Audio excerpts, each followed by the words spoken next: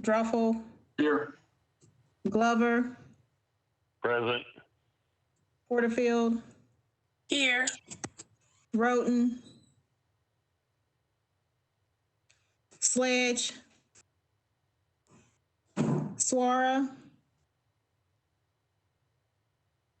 Syracuse, Suara is here.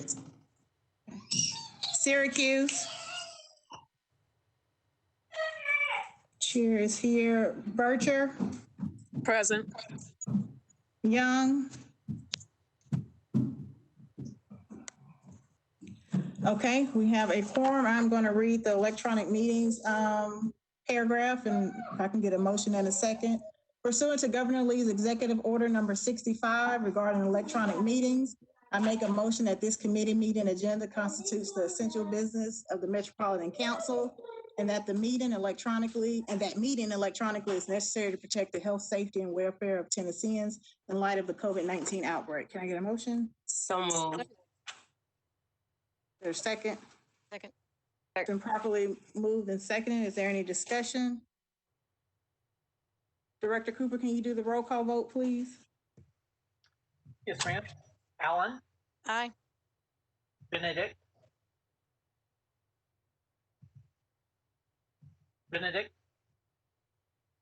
Druffel, Aye. Aye. Glover, Aye. Mendez, Aye. Porterfield, Aye.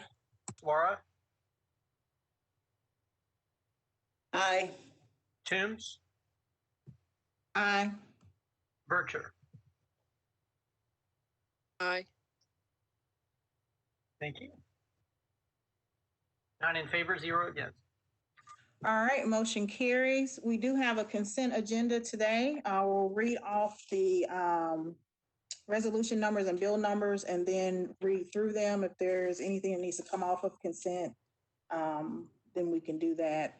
Resolution 2020-639, 641, 642, 643, 645, 646, 647, 648, and Bill 2020-507, 508, and 513 are on consent, and I will read the captions for those. Resolution 2020-639, Toombs, Taylor, Welch, Bradford, and Allen approves a grant from the Dorothy, Kate, and Thomas F. Frist Foundation to the Metro government for the use and benefit of the Metro Nashville Social Services Commission, Metro Homeless Impact Division to benefit the House Nashville program. Resolution 2020-641, Toombs, Van Reese, Welch, and Allen appropriates $250,000 through a grant contract between the Nashville Public Library and Oasis Center Incorporated to provide college access services for the Opportunity Now program.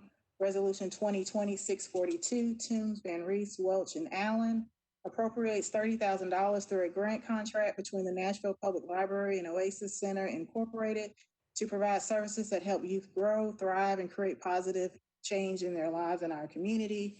Resolution 2020-643, Toombs, Van Reese, and Welch accepts a child and adult care food program grant from the Tennessee Department of Human Services to the Metro Parks and Recreation Department to provide nutritious meals and snacks for children attending after-school programs in 6 park locations.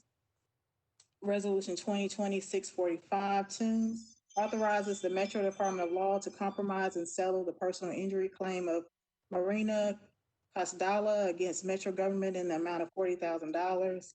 Resolution 2020-646, Toombs, authorizes the Metro Department of Law to compromise and settle the personal injury claim of LaToya Ford against Metro government in the amount of $53,000. Resolution 2020-647, Toombs, authorizes the Metro Department of Law to compromise and settle the personal injury claim of William Kehoe against Metro government in the amount of $60,000. Resolution 2020-648, Toombs and Nash accepts the terms of a cooperative purchasing master agreement for software that provides a collection calendar and reminder for trash, recycling, and brush, and a searchable database of what materials are recyclable.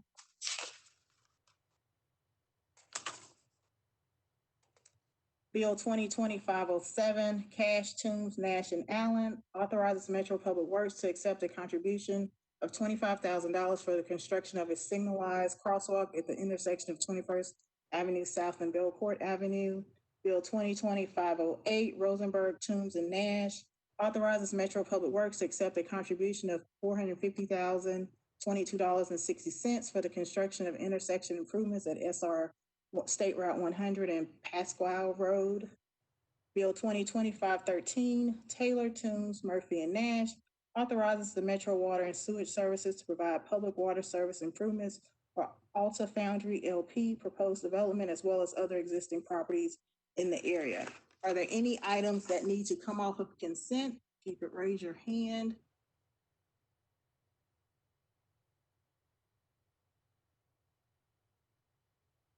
Councilwoman Allen.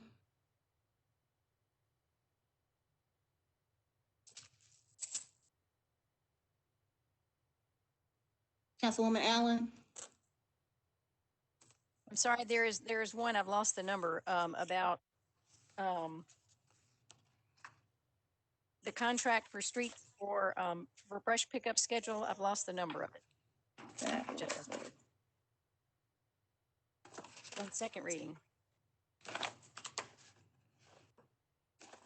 It's disappeared. Maybe it's a resolution. Madam Chair, this is Councilmember Porterfield. It's RS 2020-648. Thank you so much. Thank you. You want to pull that off of consent, Yes, Councilwoman please. Allen? I had a couple of questions about that. I apologize for not Okay. having the number at the ready. No problem. Are there any other items that need to come off of consent? Councilwoman Vercher?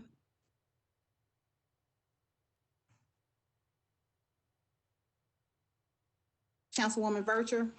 Thank you, Chair.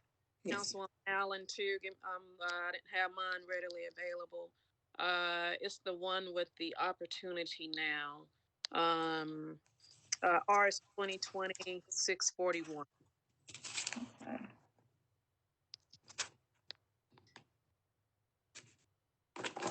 All right.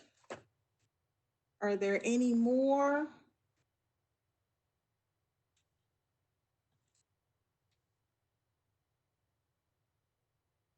All right, 621 and 648. All right, so items remaining on consent are Resolution 2020-639, 642, 643, 645, 646, 647, and Bill 2020-507, 508, and 513. There is nothing else that needs to come off. Can I get a motion to accept the consent agenda? So moved. So moved. Second. It's been properly moved and second. Is there any discussion? All right, Director Cooper, will you take the roll call vote, please? Yes, ma'am. And for the record, Councilmember Sledge has joined the meeting. Allen, Aye. Truffle, Aye. Glover, Aye. Mendez, Aye. Porterfield, Aye. Sledge, Aye. Suara, Aye. Toombs, Aye. Vercher, Aye.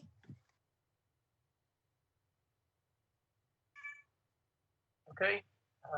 10 in favor, 0 against. Director All right, Cooper, this Yeah. is Councilwoman I'm Benedict. sorry, I skipped I'm you, here. Councilmember No Benedict. worries. Yep. I voted aye on this one and the last one, if you didn't hear me. Thank Okay, you. I got you on the last one. Okay, so this one is 10 in favor, 0 against.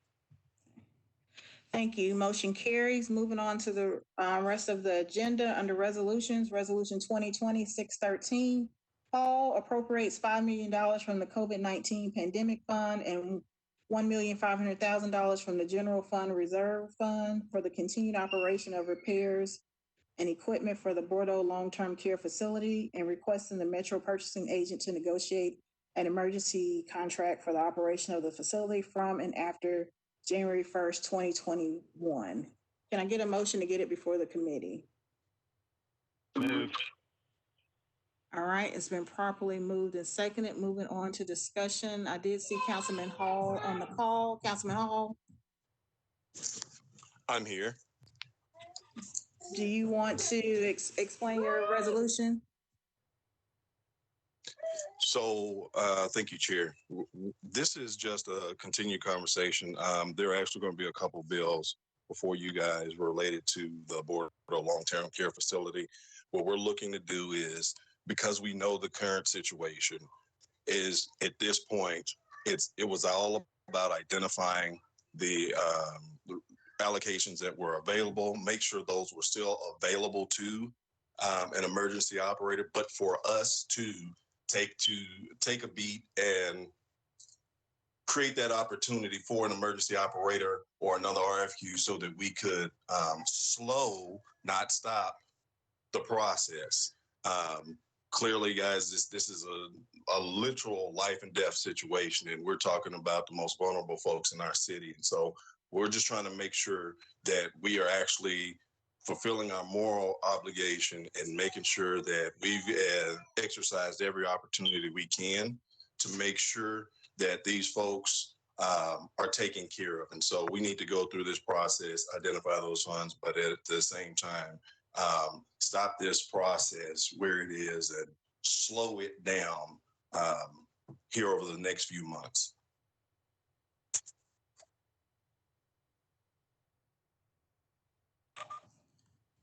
Okay. Director Cooper, has there been, or maybe someone from finance can address the $5 million from the COVID-19 pandemic fund and the 1.5 from the general fund, reserve fund? Are those funds available, or is this an appropriate use of those funds? Regarding the $5 million, I'll defer to finance. The finance director's letter indicated that they are not available because the funds have to be spent by the end of December. There's no way they could be used in the next calendar year for this purpose. The 1.5 million would be available for a 4% allocation, though we do not have a list of the equipment or repairs that would be used for that.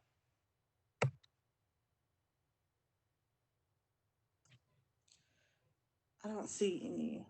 Make sure I'm not skipping over any hands. Mr. Jameson, your hand is up. I'm sorry, Madam Chair. I had raised that before Mr. Cooper spoke, but I was just going to recite what he had relayed to the council, and there was a letter from Director Cooper to that. I'm sorry, Director Crumbo to that effect. Councilman Hall, there you do have an ordinance that has the same, I guess, request that the Metropolitan agent negotiate an emergency contract. Are you wanting to move forward with this resolution at the same time, or hold off on this, perhaps defer it so that we can get some specifics on that 1.5 from the general reserve fund, the 4% fund, and then perhaps you go forward with your ordinance? What were you thinking? I thank you, Chair. I believe in short order we could get that itemized list because I know it exists, what that 1.4 could be utilized for. But if I could get some clarity also on with the 5 million, I understand the timetable, but if we could have someone from finance or Director Cooper elaborate on how it's determined whether a certain amount of money can be spent in a certain amount of time or not, if needs are known ahead of time.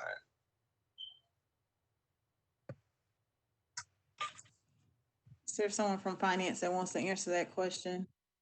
I can't see the hands. Or even if anyone from CARES Act committee may be on. Ms. Wiggins? Ms. Wiggins? Yes, Chair Member Toombs, thank you. The U.S. Treasury guidelines right now are that funds need to be expended by 12/30.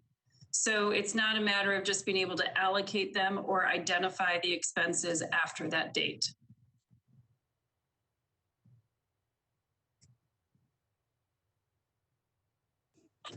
Councilman Hall, did that answer your question?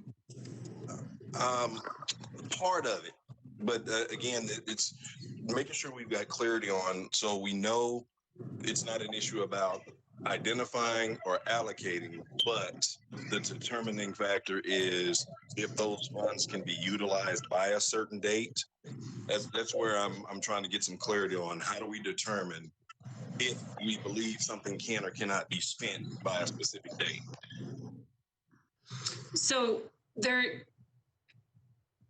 it would require further research on which expenditures you are referring to. So what the committee has done is reviewed eligible expenditures that would be completed by the service provided by December 30th. So I'm not sure I understand if there's a specific expense that's going to be incurred by December 30th, then we review that for the eligibility or seek outside counsel. But if it is something that is going to happen after December 30th, we haven't dug any deeper into the eligibility because the guidance right now, those funds expire. So if $5 million were to be appropriated to Bordeaux Hospital, that entire $5 million would have to be spent by December 30th, right? Yes, and that would be presuming it was on eligible expenditures. Right. There is not a blanket operation for a long-term care facility that right now is eligible. Okay. Councilmember Allen. Councilmember Allen. Thank you, Madam Chair. I'm wondering if Councilmember Sepulveda, whom you referenced earlier, could speak to the committee's consideration of this. I mean, I think we're down to 25 million in the CARES Act fund, and I don't know how much of that's been allocated from things that we're voting on tonight. So, is there 5 million available, and how does this compare with the other needs? Clearly, all needs are important, but I think they have a better overview than any of us on how this is relative to the other needs that we've been made aware of, and I would appreciate her just giving us the bigger picture on that. Councilwoman Sepulveda. Yes, thank you, Chair. So we spoke about this briefly at the committee, and for the reasons that Mary Jo stated, we did not go further in it since we have the deadline of December 31st, and we would have to have these funds incurred by that specific date and distributed. So and we are also coming up to the finish line. We don't have many funds remaining, and we still have to address COVID-19 for the future, and we don't see funds coming to Metro anytime soon. So it was brought up at committee, but because of the reasons that Ms. Wiggins stated, we didn't go any further than that.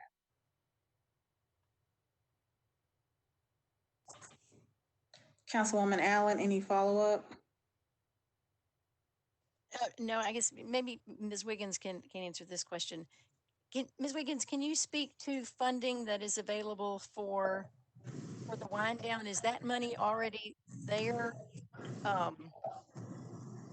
mean, it's important. Clearly, it's important to everyone that all of the residents remaining there are taken good care of. Can you speak to funding that's available to ensure that the transfer, although regrettable, can be done in a safe manner, as far as we understand? And the employees is another question that I would ask about. Are we making every step possible to help them find employment? Yes. So the original budget for FY21 is $6 million. That has already been approved and included in this year's budget. To date, almost 2.2 million have been in payments have been made to Signature Health. That's essentially for operations through October. So there are additional funds available for the operations. There is a $1.2 million severance agreement for the employees. So of the roughly 3.8 that is remaining, 1.2 million will be used for a severance package for the employees. So for November and December, we don't know exactly. Metro is committed to covering any of the losses with the remaining subsidy. And then any budget that would be left after that would be available past December 30th. Thank you for that information. Councilman Mendez. Thanks, Chair. I have a question for Ms. Wiggins, I guess as the context of the question, I feel like a lot of us are very politely beating around the bush on something, and I want to cut to the chase. Ms. Wiggins, this resolution says that the $5 million from the COVID relief funds would be for, quote, to fund the continued operations of the facility. And it's my understanding that there's no conceivable way that that's an appropriate use for COVID relief funds under federal law for quote unquote continued operation of the facility. Is that right? Councilmember Mendez, that is correct. We have not dug into every single expenditure that could be incurred to verify that it would be eligible. There may be medical treatment expenses, other specifically COVID related, but the entire operations would not be considered eligible. Right. So on the face of the resolution as drafted, that's not an allowed use of the COVID relief funds. Y'all would have to go hunting for individual expenses that might fit into an eligible category. But as drafted, quote unquote continued operations is not an allowed use of the COVID funds. Correct. I mean, we really looked at the first kind of criteria, which was the date. And because nothing would be eligible after December 30th, we didn't dig down to those next layers. If we were to go there, the next, level of research and criteria would be which specific expenses of the operations would be eligible. They would have to be the specific COVID type expenditures, but certainly not the full operation. We just also don't know based on the resolution, it says continued operation, and we don't know what time frame that is. If we don't know if that's a couple of more months or indefinite or whatnot. So also hard to quantify. All right, thank you.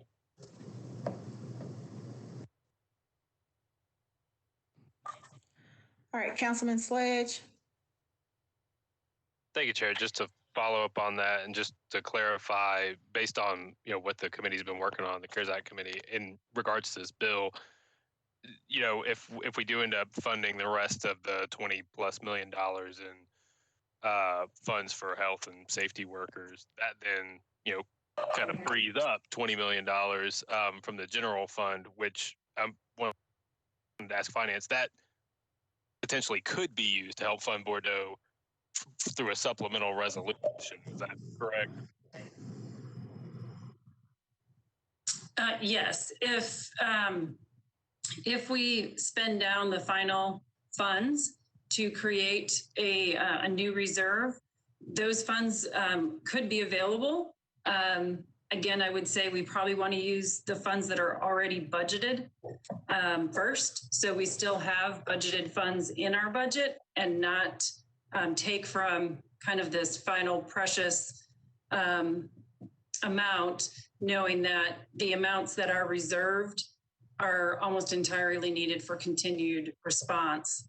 But yes, the idea of spending by 12/30 to create some reserve could open that possibility again if we knew what the amount was. Got it. Thank you, Chair. Councilwoman Bircher, and then we'll go back to the sponsor. Thank you so much, Chair.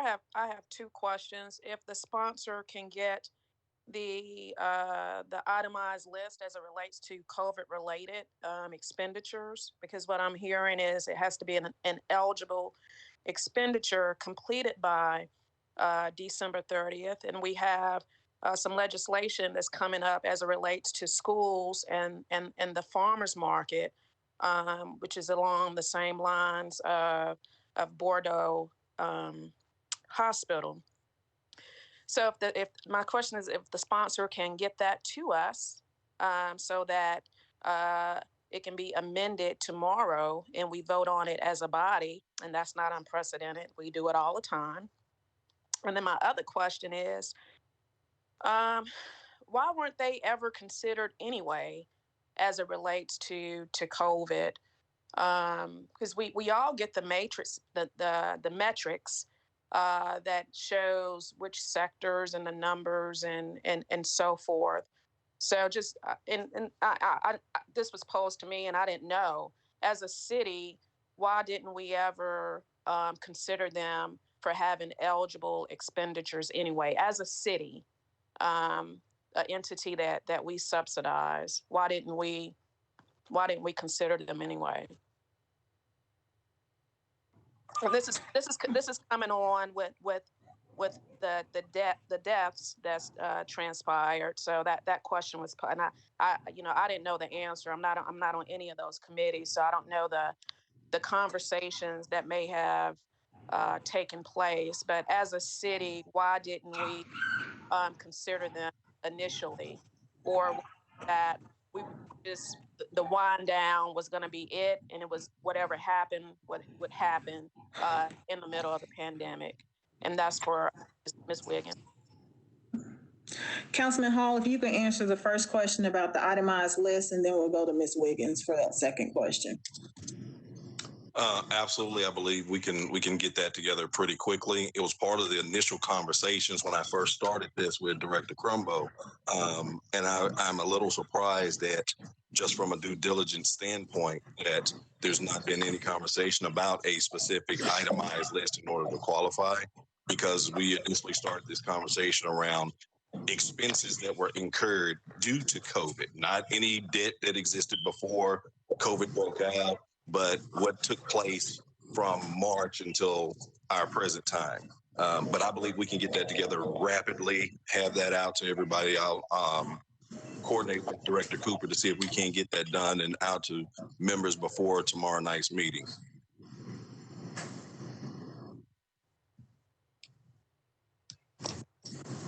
And then one more question, Chair. If you ask the sponsor, who helped him draft this legislation that we're currently having, I don't want to say debate, but dialogue over? All this went through our legal department.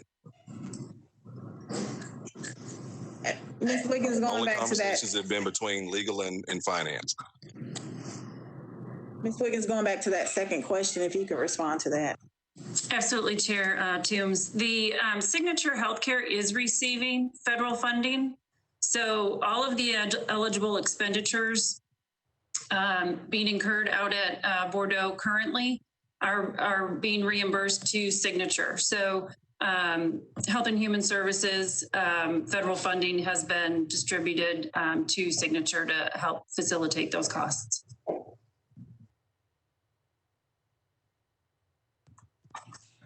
All right, Councilwoman Gamble, and then I see Mr. Jameson's hand up. Chair, that didn't answer my question. So am I hearing that as a city, we never considered their COVID expenditures because they were getting federal dollars? So we just didn't consider them? And if that's the answer, that's the answer. I'm asking the question so that as a body, we're all working with the same information. It's the same. We are where we are as it relates to this. We're putting people out. We're displacing people in the middle of a pandemic.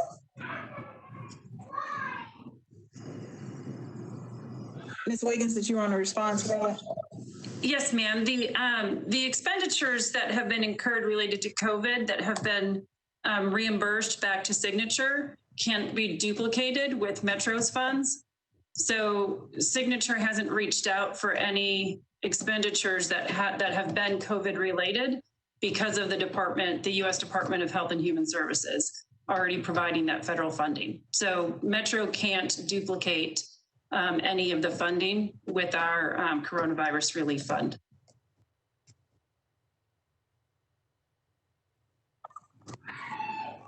Councilwoman Berger, anything else? Not anything else here. That's not what we're being told. We're being told two different things. But I don't want to belabor the point, because at the end of the day, as a city, we got to do what we need to be doing as a city, and this is just an ultimate fail on everyone's part. Thank you, Madam Chair. Councilwoman Gamble. Thank you, Chair Toombs. I'll be brief, and since I'm not a part of this committee, but I did want to say one of the questions that I had as a member of the CARES Committee when reviewing Councilman Hall's legislation is that it wasn't clear who would be the operator going forward, and maybe the sponsor or someone else can make it clear, I guess, today or before the meeting tomorrow. Is it Signature that you're suggesting would continue operations? I'm not sure what their cutoff for their current contract is, what the cutoff date is for that. But are you suggesting that is Signature continue to operate with the interruption of the slowdown, or is there another agency that would continue would be the operator of the facility going forward? Councilman Hall. Thank you, Chair. Well, we have options. One situation is once we had determined that there was 2.6 million left that was already budgeted, we could enter into the conversation with Signature about an extension. We've done it with Signature before. This isn't the first time we've had an extension conversation with them. And if we identified not only that 2.6 million, but could acquire additional COVID-related funds, then that would facilitate, if need be, bringing in an emergency operator. And we would have the funding in place to do so, to operate through a specific time to be determined, that we could better go through this wind down process and then assess the facility and situation moving forward as it stands.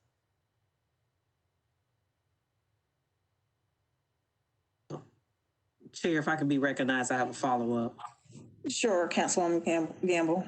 So with the if you're saying a substitute operator, if the slowdown was issued immediately, I mean, is there some transition time, or because we're dealing with a short period of time before December 30th and continuing to manage, I guess, the facility because there are still patients there? Was there a time frame for the emergency operator to come in if we weren't able to extend the contract with Signature, extend the thing with Signature?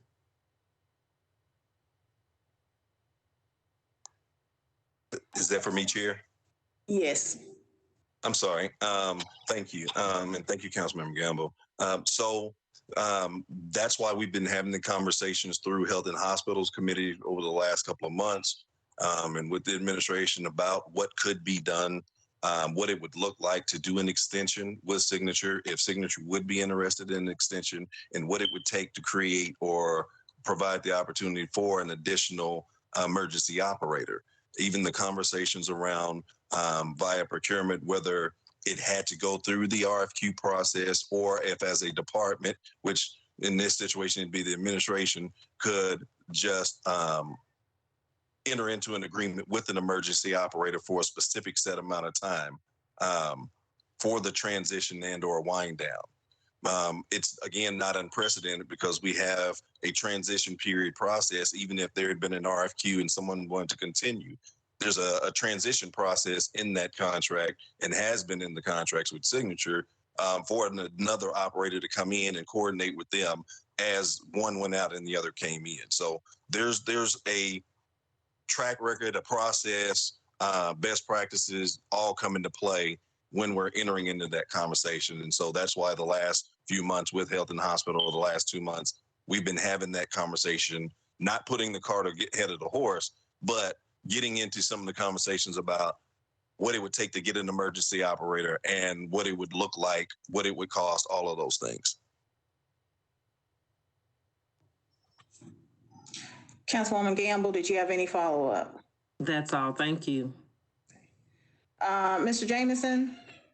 Thank you, Chair Lady. Just a friendly suggestion to the sponsor, if there's any interest here. we know he's going to get us the list with respect to what allocations from CARES he would prefer.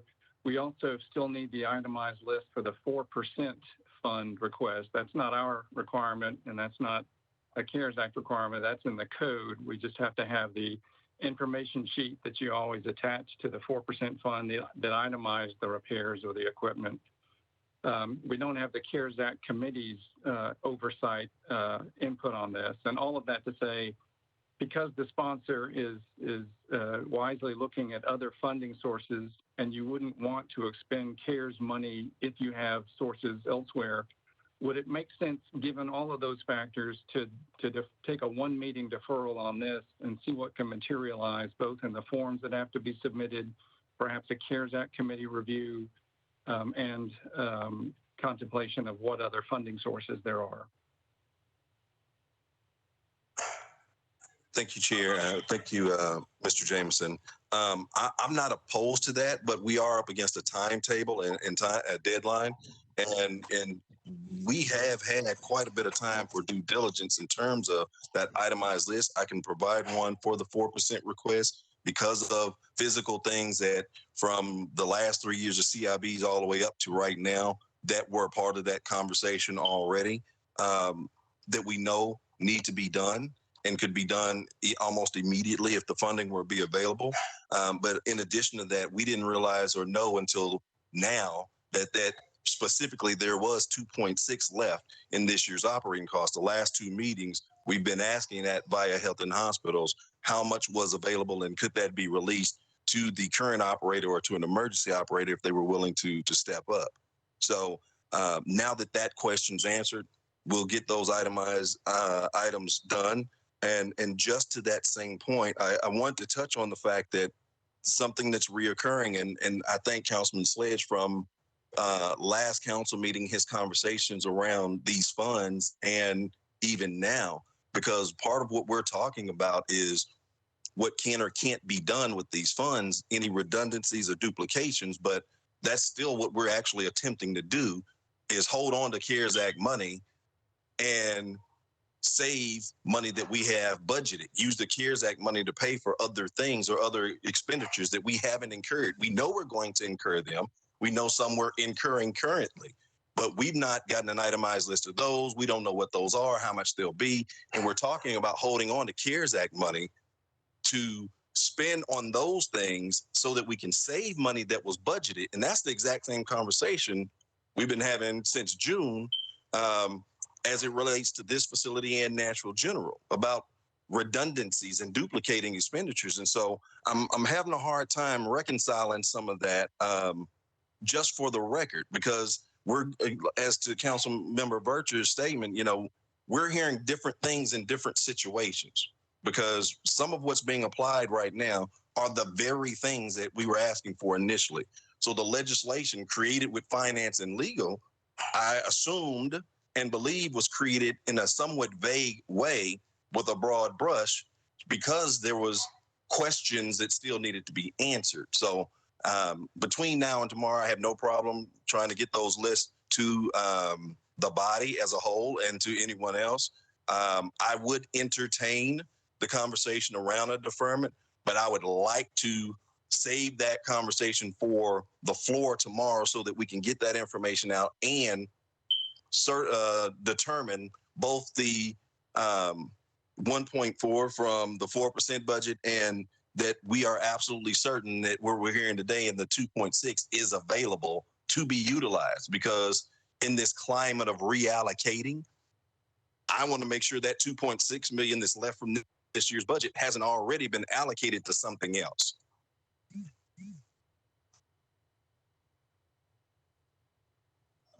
All right, thank you, Councilman Hall. We have been on this resolution for about 30 minutes. I don't want to cut off discussion if committee members have something more to add, but we do have a motion on the floor.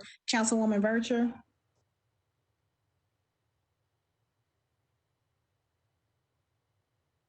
Thank you, Chair. I'll be quick. Just for the record, if the administration can provide the committee the last time that they spoke to signature as it relates to the wind down since the deaths of the two residents.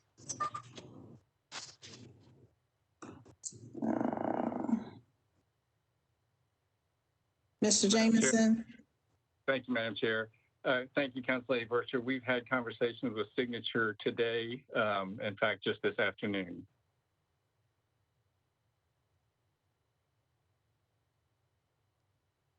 Councilwoman Virtue, you have any follow-up? Yes, thank you, Chair. Mr. Jameson, was that conversation around safety protocols? My understanding is that signature doesn't have a ambulatory service. So are they using our city resources as it relates to that? What was the conversation as it relates to safety protocol? It was alluded to earlier that we wanted residents to be moved safely. So Councilwoman Berkshire, before we get into that answer, that sounds like more of a health and hospitals discussion rather than a budget discussion. Can you save that for health and hospitals? No, ma'am, because I'm going somewhere monetary with it. Okay, all right. Madam Chair, the last conversation that we had with signature, to my knowledge, dealt with what was their insight, recommendations with respect to the wind down. Could that be halted safely? What was their preference? And their preference was that it continue. They believed that if it was halted, that would, I don't know if they used the word endanger patient safety, but it would not secure it. We did not have a conversation about ambulance service. Thank you so much, Chair. That response, thank you so much, Mr. Jameson. Thank you, Chair. I got my answer as it relates to the money. Okay. Councilman Hall, I think no. Did you want to say something before we go to the vote? Your hand's still up. I'm sorry, I'll take it down. Thank you, Chair. Okay, I do not see any more hands in the queue. We do have a motion to approve on the floor that's been properly moved and seconded.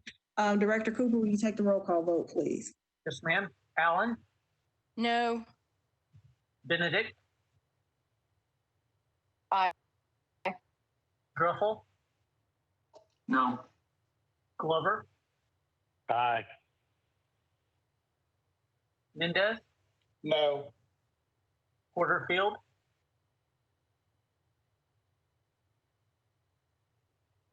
Councilmember Porterfield? Councilmember Sledge? Aye. Councilmember Suara? Aye. Councilmember Toombs? Abstain. And Councilmember Virtue? Aye. Councilmember Young is here now as well, Okay. and I'm a no. Okay, right now I have. Director Cooper, this is Councilwoman Porterfield. I'm sorry, I couldn't unmute. Okay, how would you like to vote? I would like to abstain, please. Okay, that's 5 in favor, 4 against, and 2 abstentions. So that's a positive recommendation, right? Yes, 5 in favor, 4 against, 2 abstaining. All right, committee recommends approval. Moving on to resolution 2020-633, Toombs, O'Connell, Cash, Nash, and Hancock amends resolution 2020-441 to revise the Green Invest agreement between the Tennessee Valley Authority, Nashville Electric Service, and the Metro government for the purchase of renewable energy. Can I get a motion? Move. Second. Second. It's been properly moved and seconded. Is there any discussion? Okay, I don't see any hands, so we are on the motion. Director Cooper, please take the roll call vote. Madam Chair. Yes, yes, I'm Councilwoman. sorry, I couldn't find my button to unmute. Okay. Is this 6:30?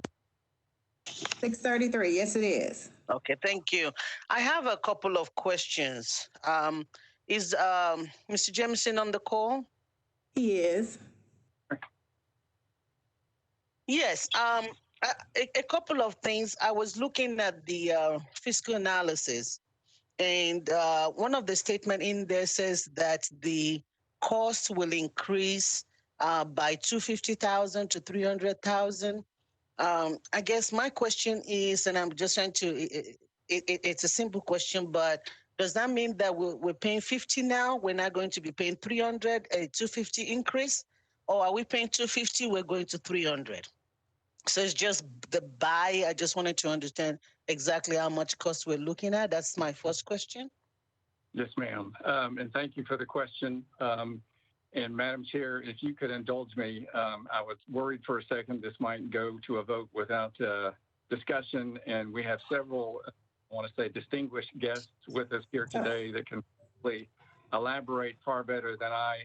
I'm going to attempt to answer that question, but I did want the chair and the members to know that we have representatives from TVA, Lydia Brooks and James Allen, representatives from NES, Tony Richmond and Carla Nelson. From Vanderbilt, we have the Vice Chancellor, Eric Kopstein, and the Governmental Relations Guru, Alfred de Graffenried. And from Silicon Ranch, we have Matt Kisber, who maybe you will remember is the Commissioner of the Department of Economic and Community Development. Also Reagan Farr and Matt Beasley, and of course from Metro, we have Mary Beth Eichert and Laurel Creech. With respect to the 250,000 to 300,000, and I apologize for that phrasing. What that means, Council Lady, is that the electricity costs will increase up to 250,000 to 300,000. It is important, enormously important for me to put that number in context. Right now, Metro's current annual electricity charge is slightly over $43 million. So by an increase of less than 1%, 0.69%, you'll be getting that electricity 1/3 of the way to 100% clean energy power source, a solar array located outside Tullahoma. And that is a deal that I submit anybody would accept. We are also taking steps already underway to neutralize that additional cost increase of 0.69%. We're doing that through efficiency retrofits to older Metro buildings. And the council members may remember the ordinance they adopted last year, spearheaded by Councilman O'Connell, BL 2019-1599, to retrofit, the retrofit program that will save us in excess of that fund. Also, just want to point out that that additional cost increase is intentionally a liberal estimate of what the cost increase could be, because NES billing is dependent upon the capacity factor of the solar array. In other words, what will it be outputting compared to what it's capable of putting out? And they've conservatively estimated 20 to 25%. So a cautious estimate gets us at that additional cost expense that we're neutralizing. I hope that answers your question, Council A, but there are some much smarter people in the room than me, if not. Thank you. The other question that I have that relates to costs has to do with, I think somewhere in there says something about a minimum product price of $1.25. My question is, and again, I want to make sure that I understand it. I am for clean energy. I'm not against the resolution. I just wanted to understand the numbers very well. And so my question is, this minimum $1.25 per megawatt, is that in addition to the 300,000, or that is the 200,000 is the estimate of that total cost of 1.25, what it will get to at the end of the day? Just some clarification around that. The estimate at the high end of 300 includes that $1.25. The $1.25 is a per REC or renewable energy credit that we get. And that's the minimum price that TVA charges. Now, our Metro team did, we worked well with TVA and love them and trust them, but we did check throughout the North American utilities to verify that that is absolutely a reasonable, in fact, below average cost across the country. So we're getting a good deal, but that is included within the 300,000 additional cost estimate. Okay, thank you. And my last question is that I know that this is a 20-year agreement. Again, speaking as someone who is a novice in this area, this is a brand new thing for us. We're just doing this for the first time. I know that there's a good faith here with everybody. Is 20-year the standard agreement, or is it where we can do 10 years if it's working for us, and maybe we need to try another vendor or something like, I don't know. I'm just asking, is 20 year the typical length of this type of agreement? And that's No, my that's last question. And thank you. And it came up in the discussions and negotiations that we've had with TVA and NES over the past several months. That is TVA standard duration. I am going to ask if I could maybe put Lydia Brooks on the spot for her to comment on that. That is the duration being paid by other TVA customers in the Green Invest program. TVA is essentially, if you think about it, upgrading their infrastructure across multiple states, across the Tennessee Valley, and they have to be assured of participation rates that extend beyond a couple of years to make that investment on their part worthwhile. But Madam Chair, if I could possibly recognize Ms. Brooks or Lydia from TVA. That's fine. Ms. Brooks, you're recognized. Thank you. Yes, just to echo what Mike said, these agreements, the term is in alignment with the underlying PPA that TVA is signing on the customer's behalf. Typically, these agreements are 15 to 20-year agreements. I will say, shorter term agreements can be available at times, but they come at a higher cost typically. And so that's what we saw under this current RFP, is that the most economical projects were at 20-year terms. Thank you. Councilwoman Bircher.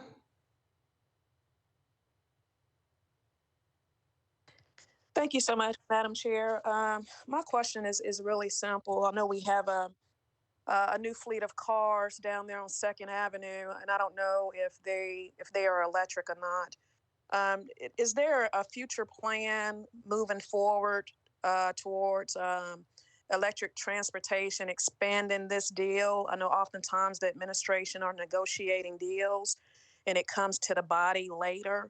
And if so, what would be a projected cost and savings for that as a city?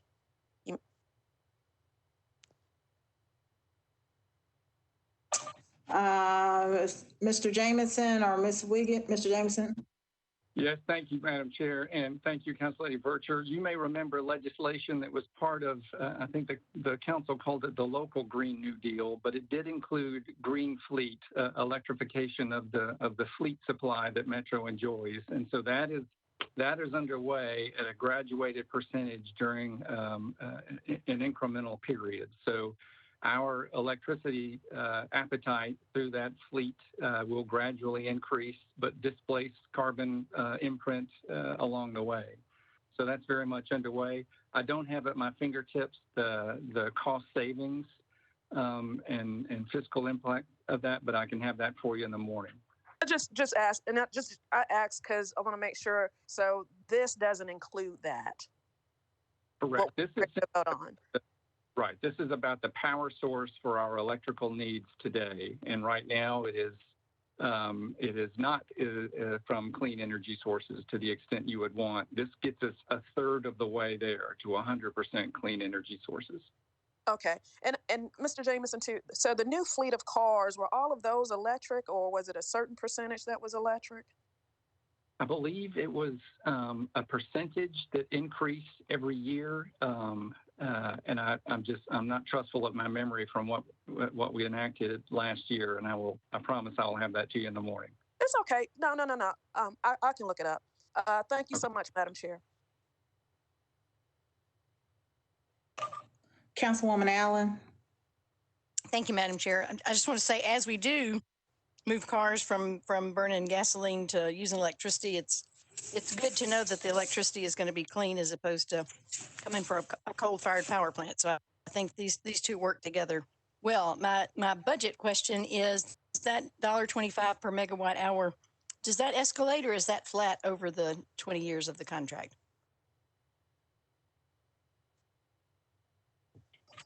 Mr. Jamison? Yes, Madam Chair, I believe that does escalate. I'm trying to pull up the form. I believe it's a 3% escalation. And I hate to put anybody on the spot, but I bet if Mary Beth Eichert is on the phone, she knows. So the rec fee, $1.25 per megawatt hour, remains the same.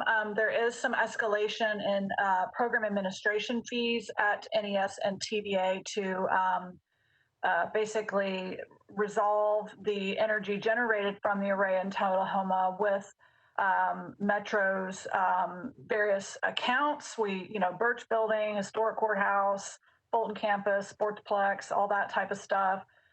Run the renewable energy credit program and retire those RECs from the national market for Metro. So that's something that TVA administers on their side, and so forth. But it's a nominal escalation.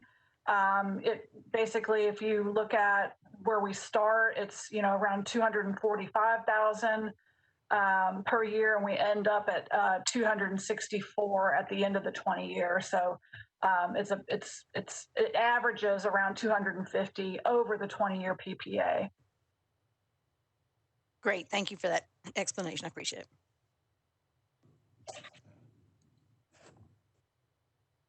Councilmember Van Rees. Yes, thank you very much. Just wanted to chime in from the home of Music City Solar. I know that I got a little bit more clarification as to how the current tie-in with some of that grid and the protection of Music City Solar for its intended use, which was community solar. And I know that Mr. Jameson offered a comprehensive explanation of that. If you could share that with us as well, that'd be great. Sure, Madam Chair. I would first want to give credit to Laurel Creech for her expertise in Music City Solar, as well as all things sustainability. But as council members know, there is a solar array in Madison and Council Lady Van Rees's district, and that is, just as it sounds, it's community solar. This is for the smaller, everyday individual and small business users, both residential and small commercial. You purchase the subscription to the generated solar power, and in exchange, you get a REC, a renewable energy credit. And it's a much smaller facility. This is 2 megawatts in Madison, as opposed to the 200 megawatts that will soon be generated under the Green Invest program. And Metro, of course, is a user of part of Music City Solar, but if we put it there to be available to everyday people and small businesses and residents, we certainly wanted to leave some, and there's 1.5 megawatts that's open and available to the public. The pricing structure is also much different than Green Invest, and really that's because we get the economies of scale through Green Invest at a cheaper price than for the set number that you'll see at the community solar. And that's it. Thank you, Chair. I appreciated the opportunity to share that, and it's never too late for those on this call and watching to sign up for some Music City Solar. Chair, that was a shameless plug for her district. I admit. I second Councilwoman Bircher. I don't see any more hands in the queue. So we are on the, yes. I'm so sorry to do this. We have such high-powered expertise here at this meeting from NES, Silicon Ranch, and Vanderbilt. I would just do an adult. If anybody in attendance from those organizations really had a very, very brief comment that they urgently wanted to convey to the committee, maybe they could show you their hands and give them that opportunity. I'm not begging any of them to say something, but I know they made time for this. That is fine, Mr. Jameson. If anyone would like to speak, if you could raise your hand so I can recognize you.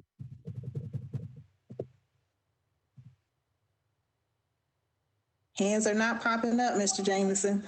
They're all bashful. All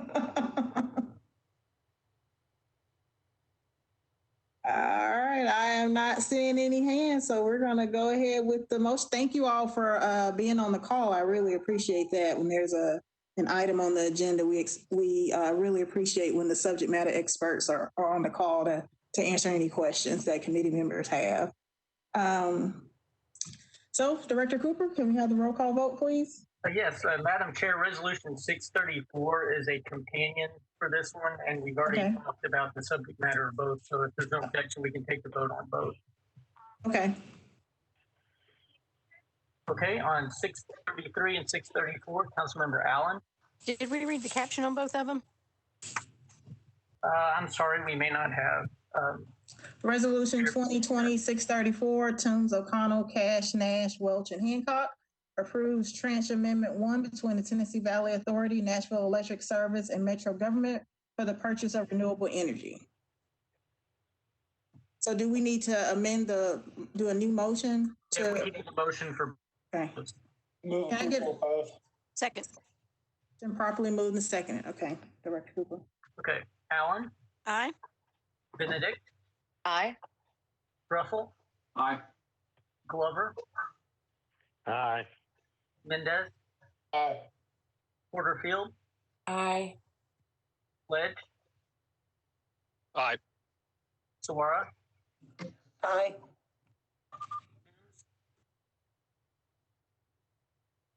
Did you call me? Yes. Here. Aye. Bircher.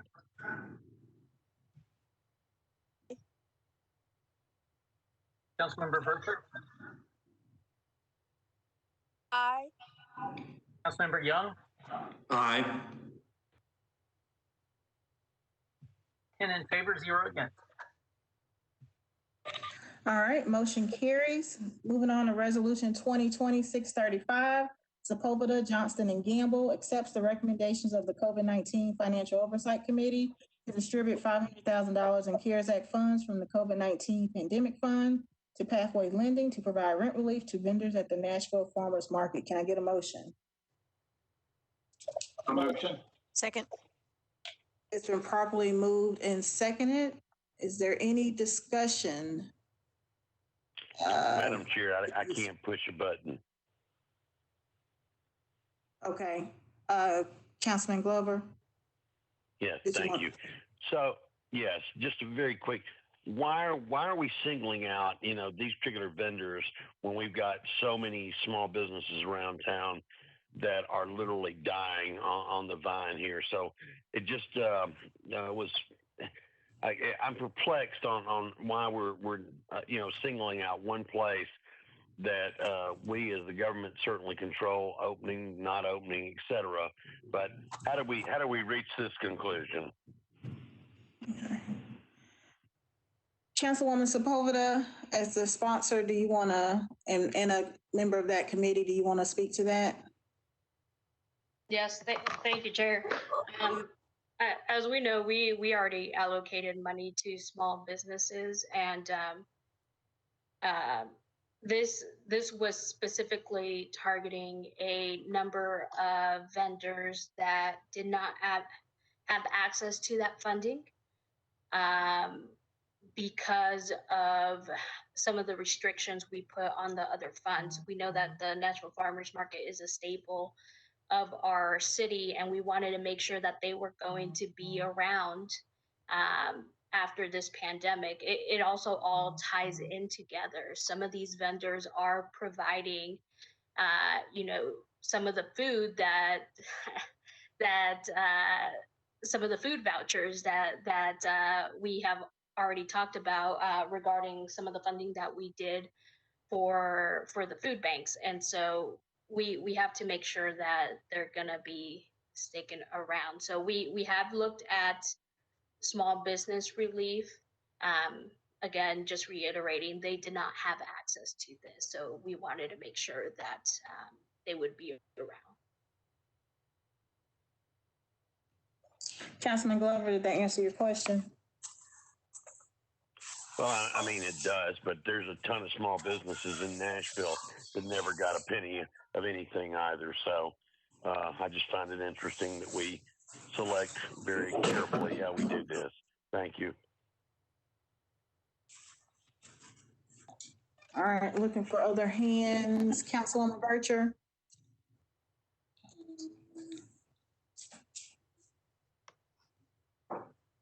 Thank you, Chair. Why wouldn't the vendors have access to those funds, that pathway that the other small businesses pursued? Councilwoman Sepulveda. Thank you, Chair. Great question. So we put a cutoff at 1 million for small business relief. So because of the location of the Nashville Farmers Market and, some of these vendors were making more than that. So they didn't have access to the small business relief. So this is specifically for rent relief for the small businesses. And Ms. Kennard is also on WebEx with us, and she could speak a little bit more to that as well. So I just want to make sure I'm hearing this correctly. So these vendors are making more than the small businesses that went through the small business relief? Yes. So what we're talking about is 500,000 for rent relief. And the committee also thought it was important to make sure that they were going to be around, based on what I have stated before, that they also participate in the food vouchers to provide food for the food banks.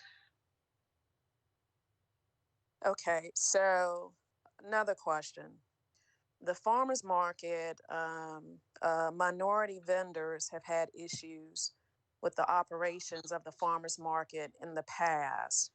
How are the minority vendors, how are they going to receive access to these funds is a question. And then the third question is, how can we use these funds to allow a vendor to be in receipt of these funds to pay us for rent? I'm going to use Councilman Glover's word. I'm perplexed. How is that a qualifiable expenditure? Yeah, I'll let Ms. Kennard speak to the minority vendors. Ms. Kennard, you're recognized. Yeah. Thank you, Chairwoman. So, Council Lady Bircher, to answer your question regarding minority vendors, we have requested this funding to provide rent relief for all merchants at the Nashville Farmers Market. That would include all minority-owned businesses as well. We want to provide an equitable opportunity for each of our businesses to receive funding. As stated earlier by another council member, the funds that were previously allocated for small businesses had a variety of qualifications and caps on that fund. So what we're dealing with is a variety of different business types at the Nashville Farmers Market. We have micro businesses, we have multi-year lease tenants, and then we have startup businesses. And they all fall in different spectrums of the economy. So this particular proposal for the $500,000 would provide relief to businesses regardless of their level of revenue, as long as they are an active participating merchant at the Nashville Farmers Market. And in terms of, I believe the second question of how would it qualify, I'll give an explanation. I also recommend that Mary Jo give an explanation from the finance department. But these funds, just like the other funds allocated for small businesses by Metro, would go to Pathway Lending. There would be an application period that Pathway Lending would administer. And our merchants would apply for those funds, just as any other business in Nashville applied for the Pathway funding. They would then be reviewed, and an approval document would be sent back over to the Nashville Farmers Market, and then funds would be allocated from Pathway to that merchant account at the Nashville Farmers Market to assist them with rent relief. Thank you so much, Ms. Kennard. Chair, so essentially, we're passing this legislation to just pay ourselves rent, because we do subsidize the farmers market. So if the rent relief is a concern for the farmers market, which we subsidize, why wouldn't we just waive their rent? Why go through having them apply? Where again, there's been issues with equity, having them apply when we know who your vendors are. Why just not waive their rents? I mean, this is this process of it doesn't feel right. That we're creating a process just to stream money back to ourselves. Ms. Wiggins, can you respond to that? Yes, Madam Chair. The reason for the application and the process is so that there is an arm's length transaction.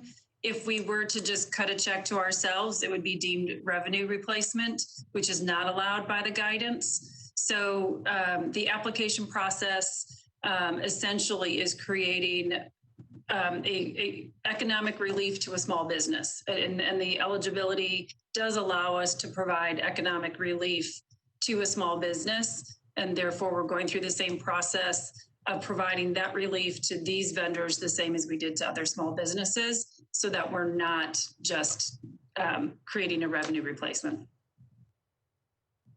Thank you so much, Chair. And my question is, why create the process? If ultimately they're our vendors, they're paying us rent, we have the authority to waive their rent. This sounds like like some type of scheme, cutting corners to try to make this money fit where it doesn't apply. You just said we're creating this process so it doesn't seem like it's a revenue replacement. Well, it is revenue replacement because in the end, it comes back to us anyway. This doesn't pass the smell test.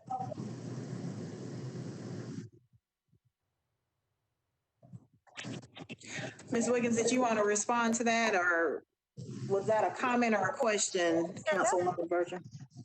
For us as a city, and working in conjunction with Ms. Kennard, why create this cut and corner process for these vendors that's making more than some of our small business owners out here in the city, and just we have the authority to just waive their rent anyway? NES is doing it. Metro Water Services is doing it. Why can't the farmers market do it for their vendors? Ms. Kennard. Yes, thank you, Chairwoman. I do want to share that we have waived 6 weeks of rent for all the vendors at the Nashville Farmers Market. We did that in March and April when our facility was impacted by the Safer at Home order, and we were operating at a limited capacity. Many of our vendors were not able to operate during that time frame. We've also reduced our expenditures to try to save operational expenses, including a hiring freeze where, we're working with a very limited staff of only 4 people so that we can reduce our operating expenses as much as possible as these small businesses endure this long-term economic impact of COVID-19. I understand that the words rent relief do make it sound like a pass-through, but this is an economic stimulus to these businesses. These businesses have lost well over 50% of their revenue this year. Many of them are struggling on a day-to-day basis. And this isn't just at the Nashville Farmers Market. This is a widespread issue across our country. So this is an effort to try to sustain the vendors at the Nashville Farmers Market, which will in turn sustain the organization and not require us to rely upon council's additional supplemental support in the future. The Nashville Farmers Market has been operating off of an operating reserve fund for several years, and that reserve fund is getting to critical low levels due to the loss of revenue that we have endured due to COVID-19. So we're working very closely with our merchant community to try to provide them an avenue to be able to receive some CARES Act assistance, which many of them have not qualified for, either through the state or through the city at this time.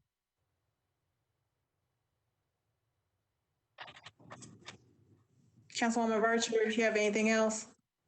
Yeah, Chair. I conveyed this same sentiment our last committee meeting, and also with our attorney as it relates to us as council members voting on legislation where the language isn't congruent with the actions.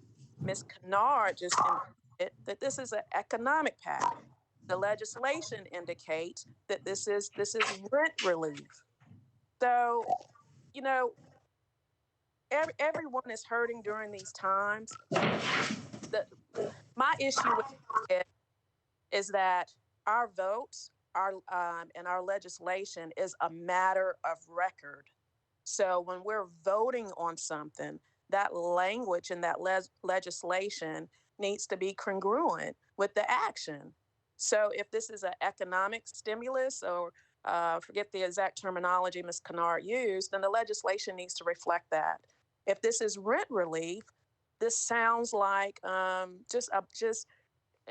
again, you know, I know everyone is doing the best that they can, but this I'm perceiving this as, you know, just a sophisticated way to game the system. I would rather you waive their rent and you come back to us as a city and we do what we need to do as a city to support you. Or are we going this route because essentially we're using these dollars as a savings account to help us with the general fund and future months? It's just I don't know how, and I'm not an attorney, just legally how we can vote on a process knowing that these dollars are just going to circle right back around to us anyway. This is essentially, we're approving rent relief for ourselves. Say, Chair. Thank you so much. All right, Councilwoman Swara and then Councilman Sledge. Thank you, Chair. My issue, or what I'm hearing that I have issue with, is the fact that there might be vendors at the farmers market that do not necessarily meet the definition of small business that we set for the other vendors, for the other businesses in town. I think that's because then it makes it not to be the same. It makes it where we're not being consistent. If we have a different definition of or a different threshold or qualification for some group and a different amount for another group. That's my only issue with this. Whether it's rent relief or economic relief, we're helping businesses. That is not the thing, but I'm hearing that there are people that are not small enough to qualify under what we call small business relief, that they cannot get money from this. And I think that's where I think it's unfair, because there are other businesses that are not in the farmers market that are equally struggling, but because of the threshold and the rules that we set, are not able to qualify. And so I think that's where I see an issue. And so my recommendation, either we make the requirements the same across board, and whether they qualify under the farmers market or through the other small businesses, then it's even across the city and everybody has equal opportunity. Or like Councilmember Virtue said, let's just waive the rent and then not do this appropriation this way. I have a problem with it because I think it's circumventing the rules that we set, and the businesses across the city And we know there are a lot of small businesses that are not able to get help because they do not meet that threshold. Why are they different? If we want to increase it, then let's increase it across board. But to have different set of rules for qualification, depending on which group you go to or where you're located, is not equitable in my opinion. And so for that reason, I think we need to do some fixing to this, in my opinion. So thank you. Councilman Sledge. Thank you, Chair. Yeah, I brought this up a lot a couple of weeks ago and had a conversation with Director Kennard, and many of the points of which are in the letter that was sent over to us. Look, the process is a mess. Like, plain and simple, this process is a mess. But we didn't set this process. The U.S. Treasury set this process. And while I may quibble with our finance department's interpretation of some of this process, that's not really up to us. We have to make a decision within the confines of the guidelines that were set forth and then our executive branch's interpretation of those. To that end, you will remember that last meeting, we moved money from one fund to another, and the fund we moved it into was small business relief. So if this body wants to put more money into small business relief, sign me up, and we got $20 million to do it. Like, let's not quibble over the 500,000 here. I think the problem that I have is that we, like I talked about a couple weeks ago, I had the exact same problem Councilman Vercher has about why wouldn't we just directly appropriate and cut out this ridiculous process.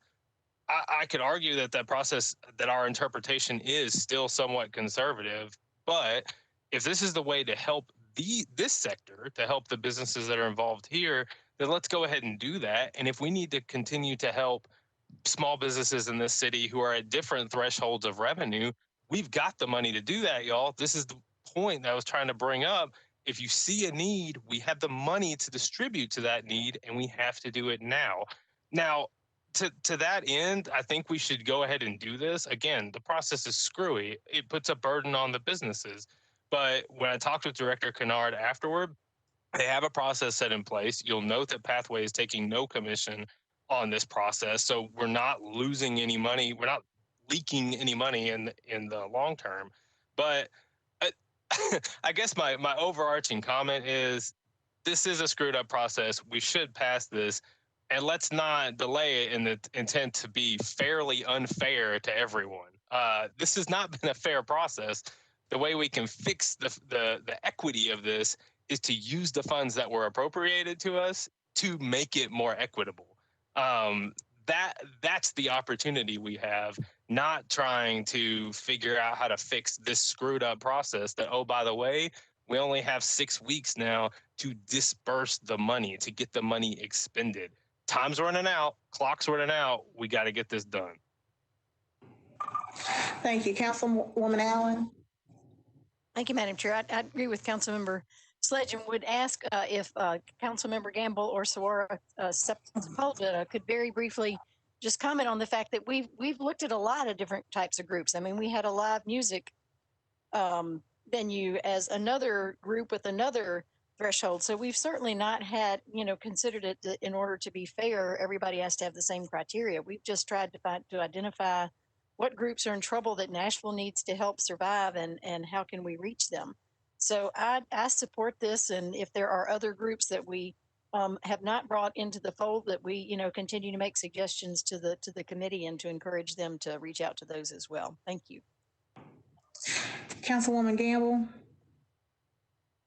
Thank you, Chair, and thank you, Councilwoman Allen and Councilman Sledge. You are correct that we have tried to address various business groups.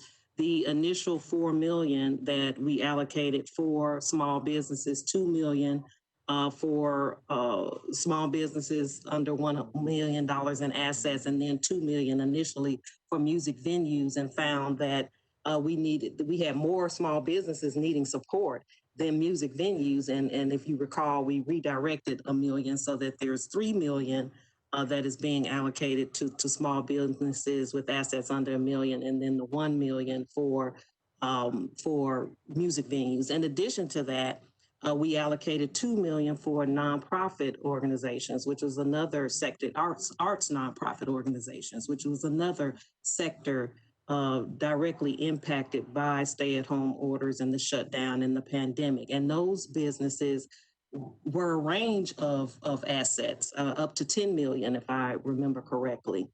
So this particular segment, the farmers market segment, as we said before, these particular vendors that this 500,000 would support, and if Director Kennard could tell us, I don't recall how many vendors it was, so if you could let us know that. But it's a segment that was over the $1 million threshold for small business relief. We didn't want to increase that threshold because that would minimize the amount of businesses that could get that relief, that $3 million relief that we're talking about.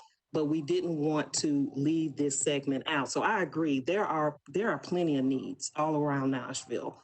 And if there are other needs that council members feel, we just had a discussion about Bordeaux Hospital, that other council members feel need to be addressed or looked at, we have a small window of time. We have a small amount of funds still available that we can consider.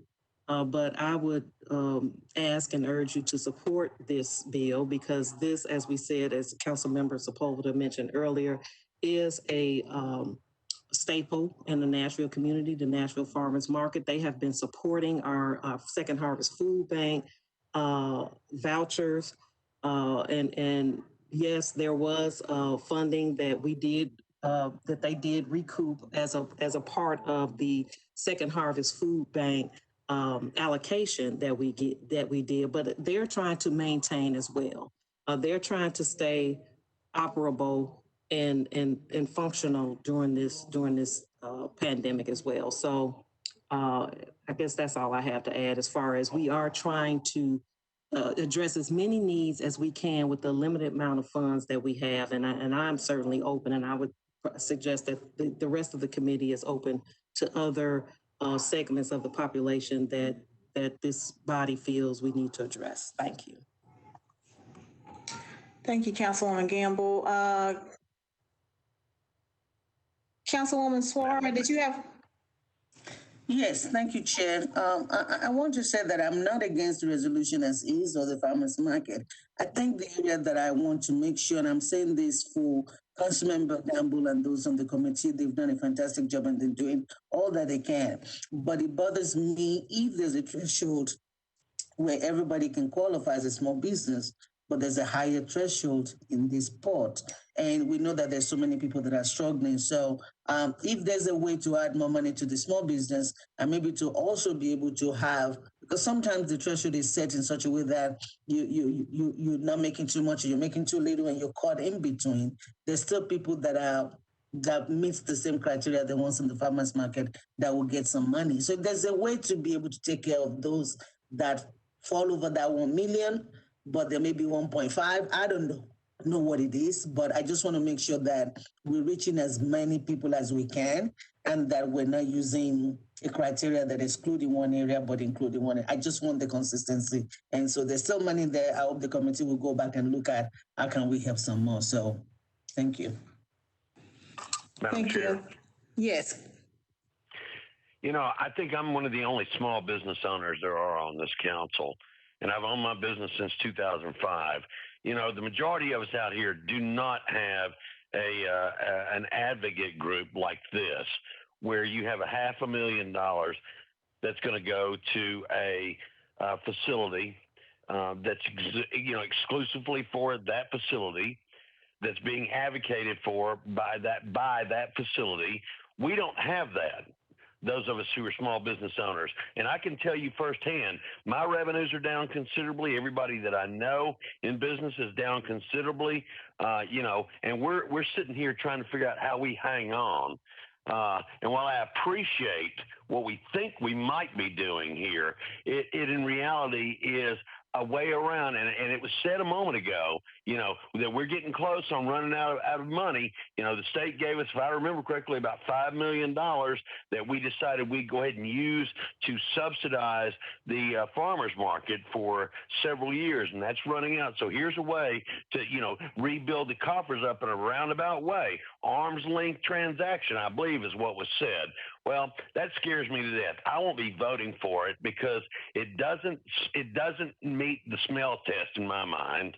Number one. Number two, the small businesses in town just don't have such a concentrated advocacy group that is existing here. Thank you.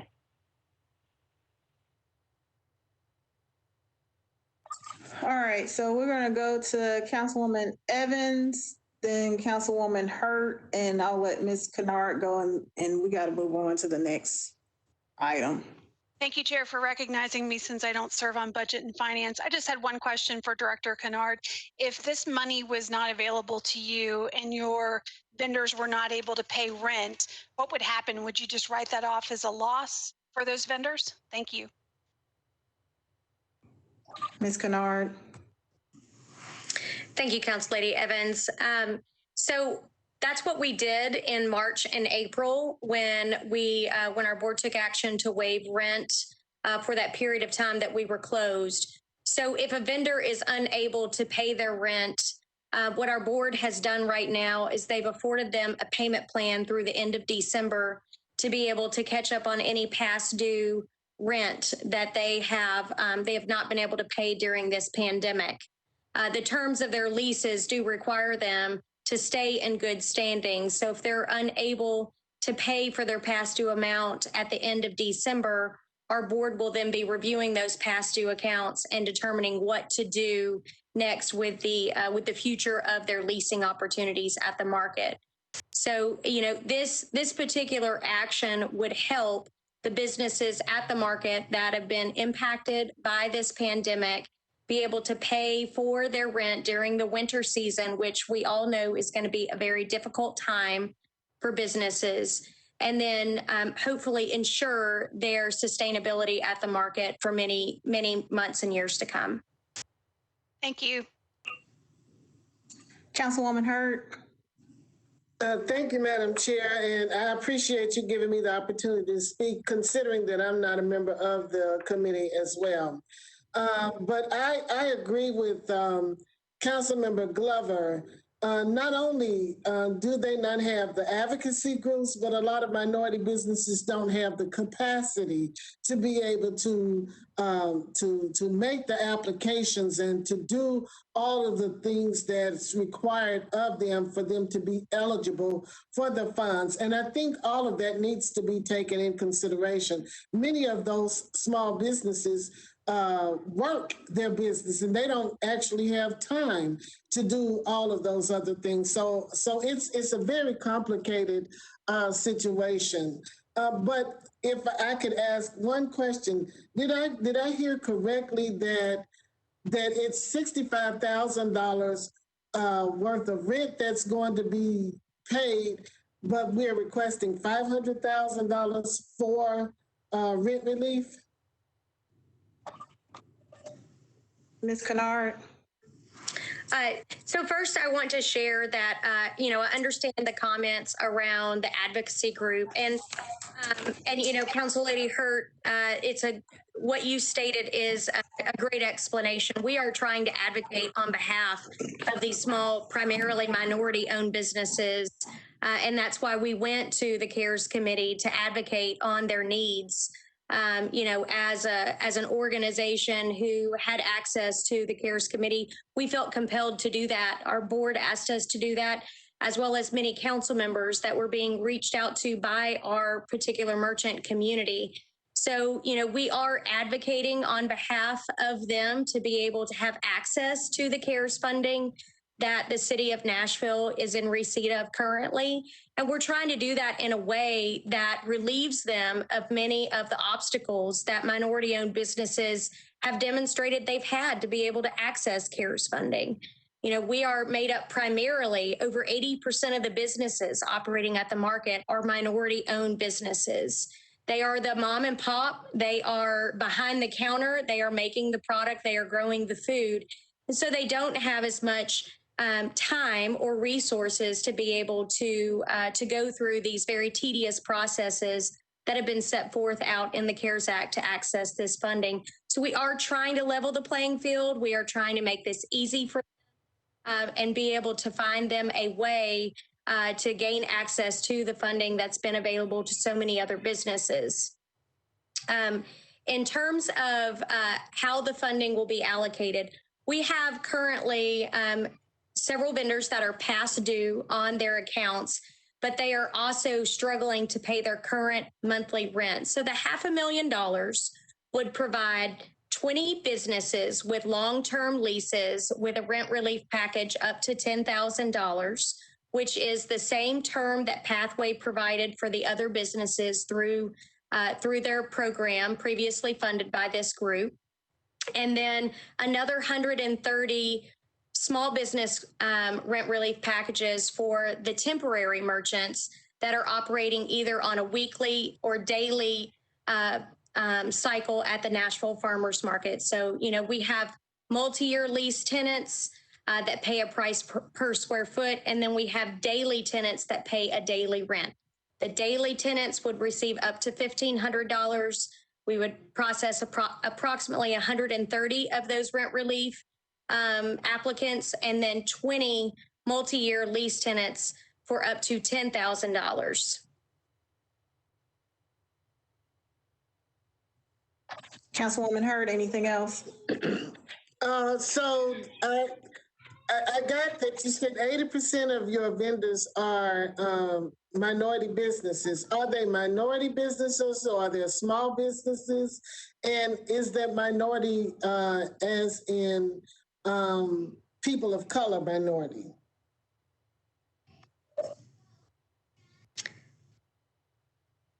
Chairwoman. Ms. Hart. Thank you. Based on our recent demographics collection, 67% of the vendors operating at the Nashville Farmers Market are considered minority African-American owned businesses. And the remaining of that 80%, which is 13%, would qualify as female owned, immigrant owned, or veteran owned. Thank you. Thank you. All right, I don't see any other hands in the queue. Director Cooper, can we take the roll call vote, please? Yes, ma'am. Allen? Aye. Benedict? Aye. Druffel? Aye. Glover? No. Mendez? Yes. Porterfield? Aye. Sledge? Aye. Suara? Aye. Toombs? Aye. Vercher? No. Young? Aye. 9 in favor, 2 against. All right, motion carries. Resolution 2020-636, Toombs, Rutherford, Welsh, and Gamble amends the pay plan for the general employees of Metro government approved under Resolution 2020-358 as amended, and by adding the positions of Chief Diversity and Equity Inclusion Officer and Workforce Diversity Manager. Can I get a motion? So moved. Second. It's been properly moved and seconded. Is there any discussion?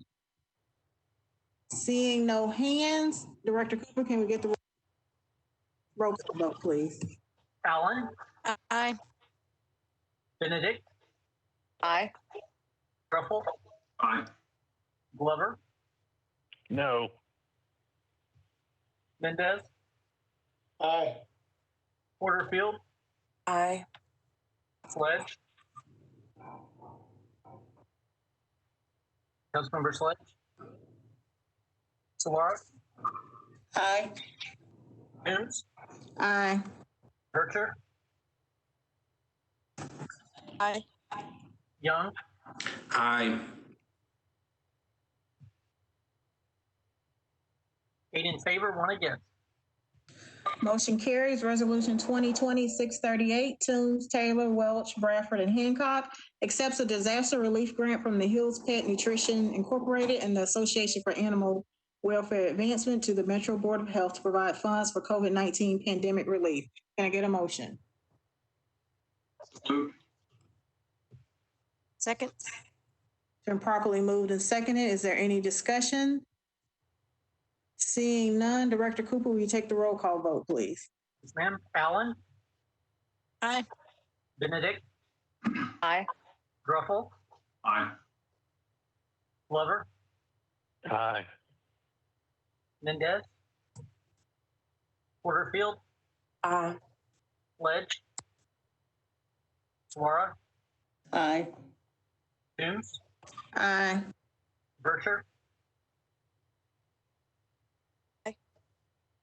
Young? Aye.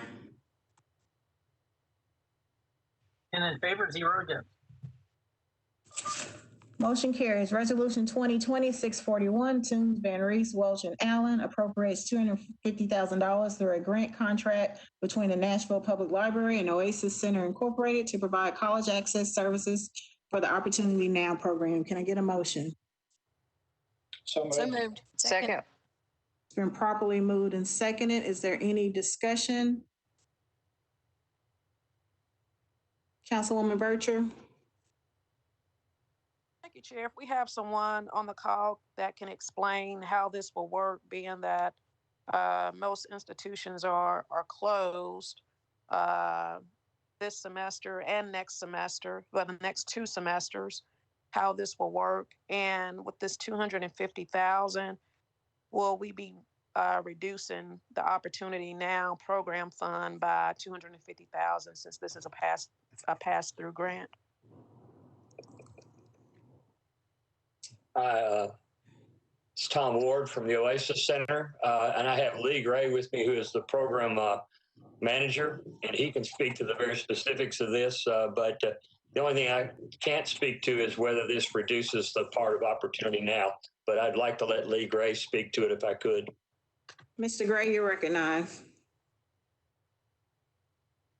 You're muted, Mr. Gray.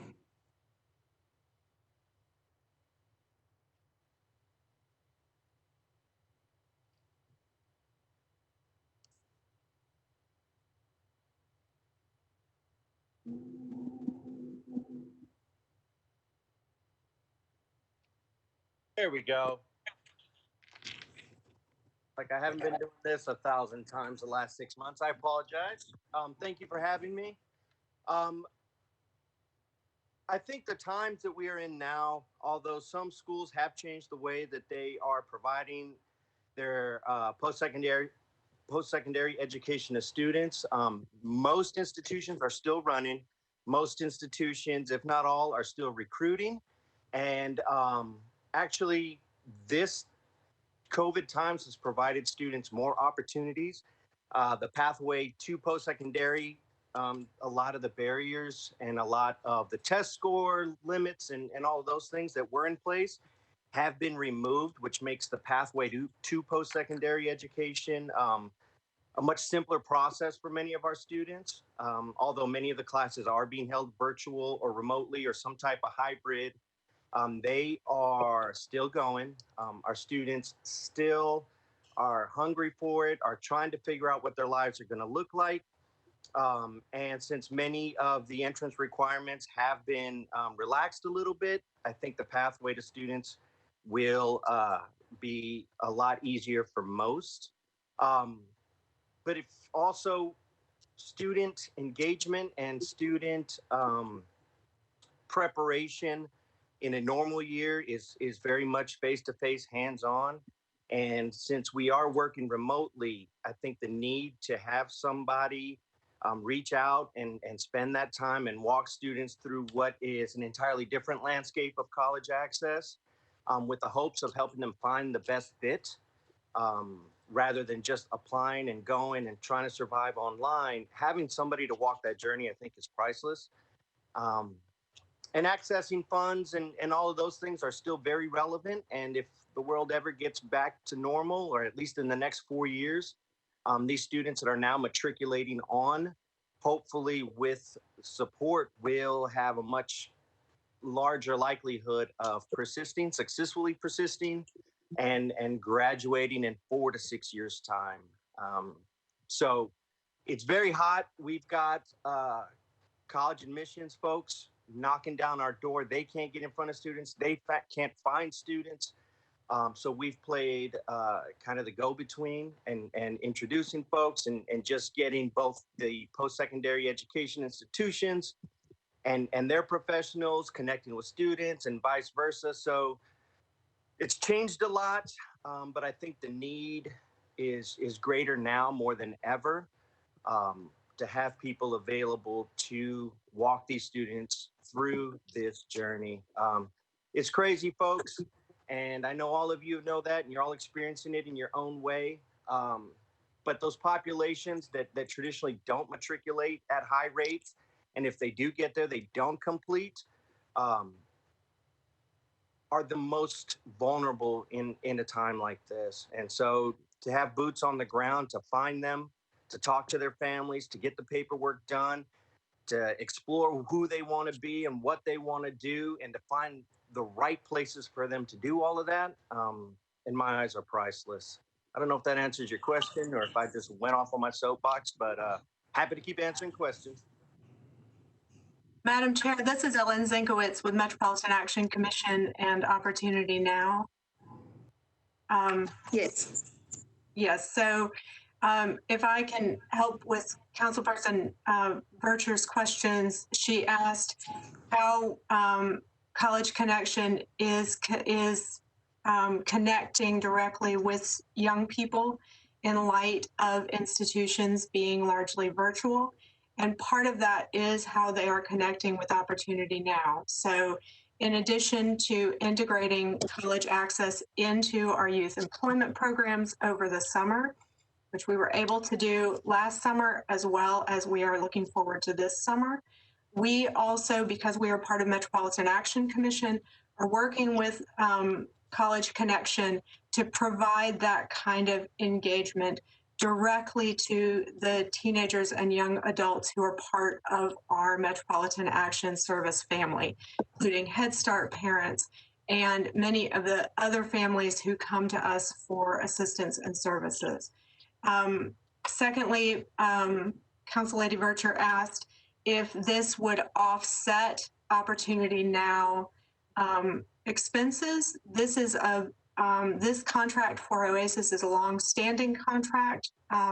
Metro has had this contract for multiple years, and we have only recently been integrating it with Opportunity Now, but because this is a supplemental service, and because we are primarily providing access to young people who are at the point that they're connecting with us, proving their interest and exploring their future, this is an additional supplement to the programming that Opportunity Now provides, not necessarily an offset.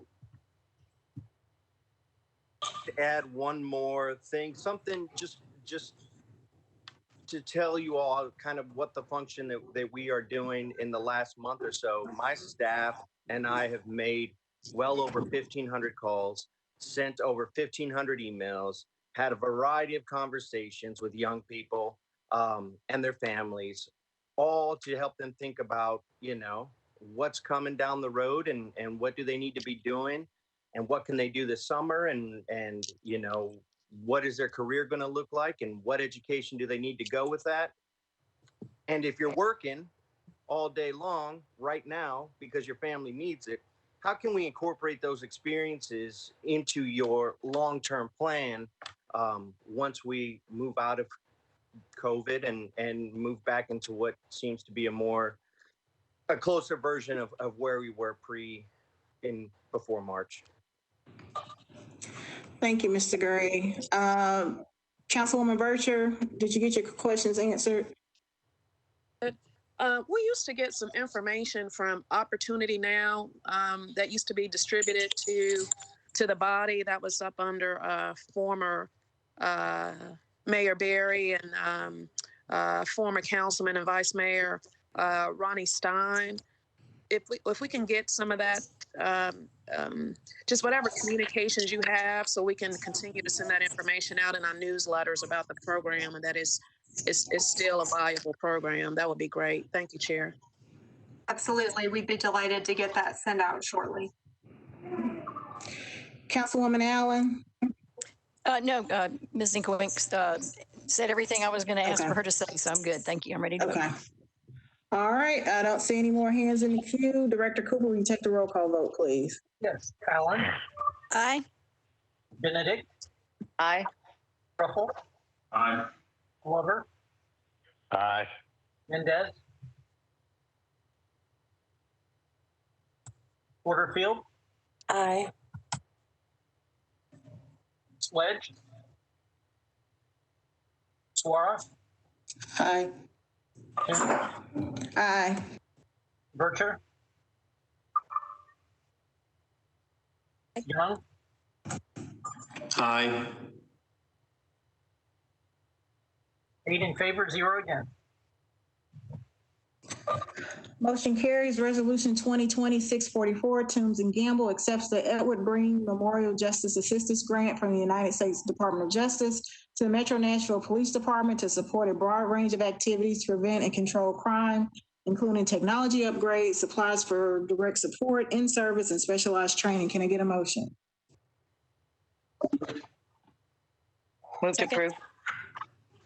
It's been properly moved and seconded. Is there any discussion? Council Member Benedict. Thank you, Madam Chair. So I've read through the grant proposal, but I've got questions, I think, for the administration about how this will impact the MNPD budget overall.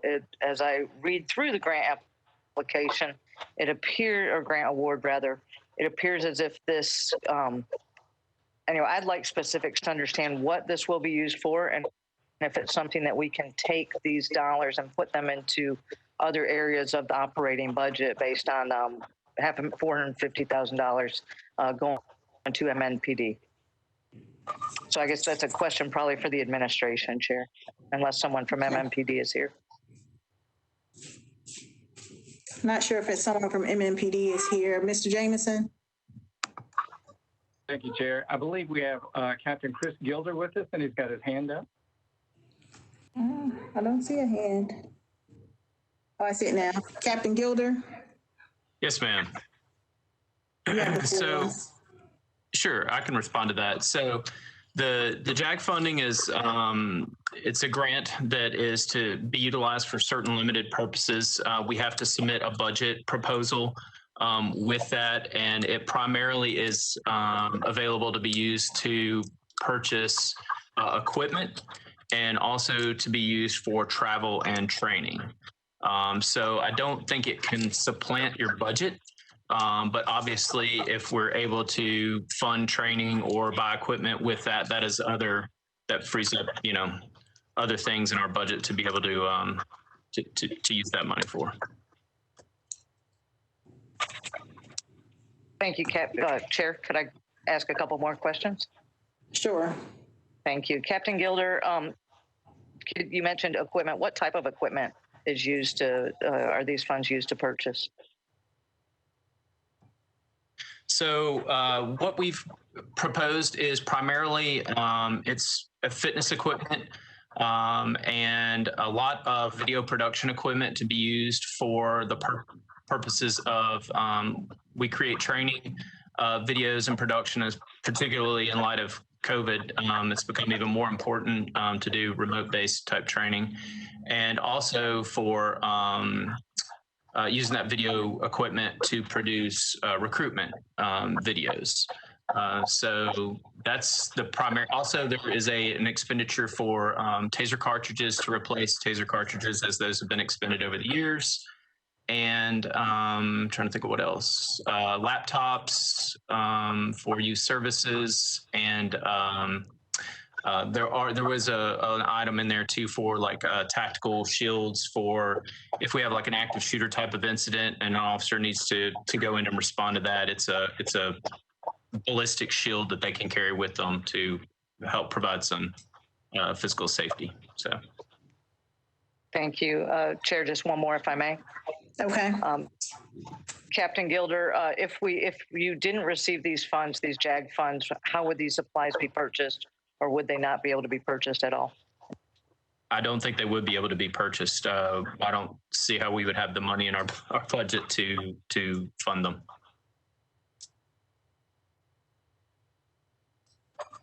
Councilmember Benedict, is that it? Yeah, yes, that's all. Thank you. Councilwoman Porterfield. Thank you so very much, Chair. And Councilmember Benedict did ask a few of my questions, but I did just have a follow-up question for Officer Gilder. With regards to the shields for the active shooter that you just referenced, can we say with certainty that these are only used in active shooter situations?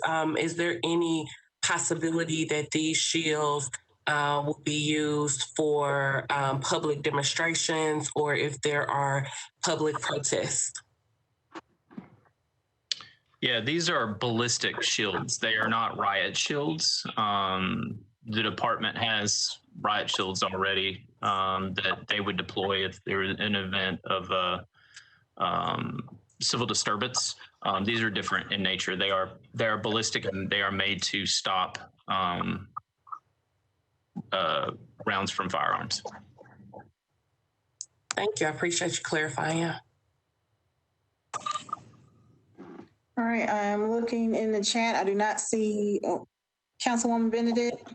Sorry, thank you, Chair. So I thought that I read, and I'm scrolling through the award right now, that for ballistic material, that only a certain percentage of this was allowed to be used for, what is it? Sorry. What is it called? Protection jacket. Oh my gosh, what's that called? Why am I blanking on that here? Anyway, protective equipment, ballistic equipment. Based on the description that you just gave, Captain, are there limits to that? Because the way you presented it didn't sound like there were limits with this funding based on that. Or am I reading something incorrectly? Do I remember something incorrectly from the grant? I don't know if there's a cap on how much money you can spend on ballistic equipment specifically. That's a question I'd have to ask my grant manager. I do know that we provided the proposed budget to DOJ, which when they approve your award, it's based on that. So if whatever we have suggested we would expend on ballistic shields, the DOJ has approved that amount. Thank you. And bulletproof jacket was the word I was looking for. Thank you, Chair. I'll look for this, and Mr. Jameson or Madam Chair, if I can find the clause that I'm talking about, I'll get that over to you through Director Cooper. Thank you so much. Thank you, Council Member. Okay, I do not see any more hands in the chat. Director Cooper, will you take the roll call vote, please? Yes. Allen? Aye. Benedict? Abstain. Ruffle? Aye. Glover? Aye. Mendez? Aye. Porterfield? Aye. Sledge? Suara? Councilmember Suara? Councilmember Toombs? Aye. Vercher? Aye. And Young? Aye. 8 in favor, 0 against, 1 abstaining. All right, motion carries. Resolution 2020-648, Toombs and Nash accepts the terms of a cooperative purchasing master agreement for software that provides a collection calendar and reminder for trash, recycling, and brush, and a searchable database of what materials are recyclable. Can I get a motion? So moved. Second. It's been properly moved and seconded. Is there any discussion? Councilwoman Allen. Thank you, Madam Chair. I just wanted to ask if there's, and I'm sure this one has already been written up, but if there's some way to include street sweeping in this, to me, that is the most important thing for us to get reminders on. And I see Sharon Smith raising her hand, so maybe she can answer that question. But the street sweeper is not very effective when people don't know to move their cars, and it's even less effective when it's also on trash day and our trash carts are out. So I think this would really benefit us and help our stormwater system a lot if that's possible. So I would love whatever information can be offered on that. Ms. Smith? Thank you, Chair, and thank you, Councilmember Allen. So the street sweeper program is run a little differently than trash and recycling customers. This program, which is web-based and app-based, is for a city to have the customers, their addresses, and the services that are provided to those addresses loaded into the database. It's not set up in a way that would, it's specifically for waste and recycling, and it's not set up to handle something like street sweeper. There may be some other options out there for street sweeping. And just so you know, we are looking to get actually already received from Casey Cooper at Metro Water Services, their GIS layer of the street sweeping routes, which IT is helping us overlay on our new 5-day trash routes. So that information can be then passed on to the contractors so they can see what part of the city is being impacted by trash. This app and the web-based widget are going to be very helpful for Nashville. This is the same system that Austin, Atlanta, Denver, Memphis, Dallas, a lot of other cities use so that residents, first of all, can follow their schedule, but also can look up what goes in their recycling cart and also other items. So, for example, if you typed in pesticides, it would let you know which household hazardous waste facility you could go to get rid of that. So it's going to be a really important tool for us to use as we educate residents what they can and cannot recycle and where they can take other items. Great, thank you for that information. I will work with IT on the street sweeping. Councilwoman Bircher? Thank you, so much, Chair.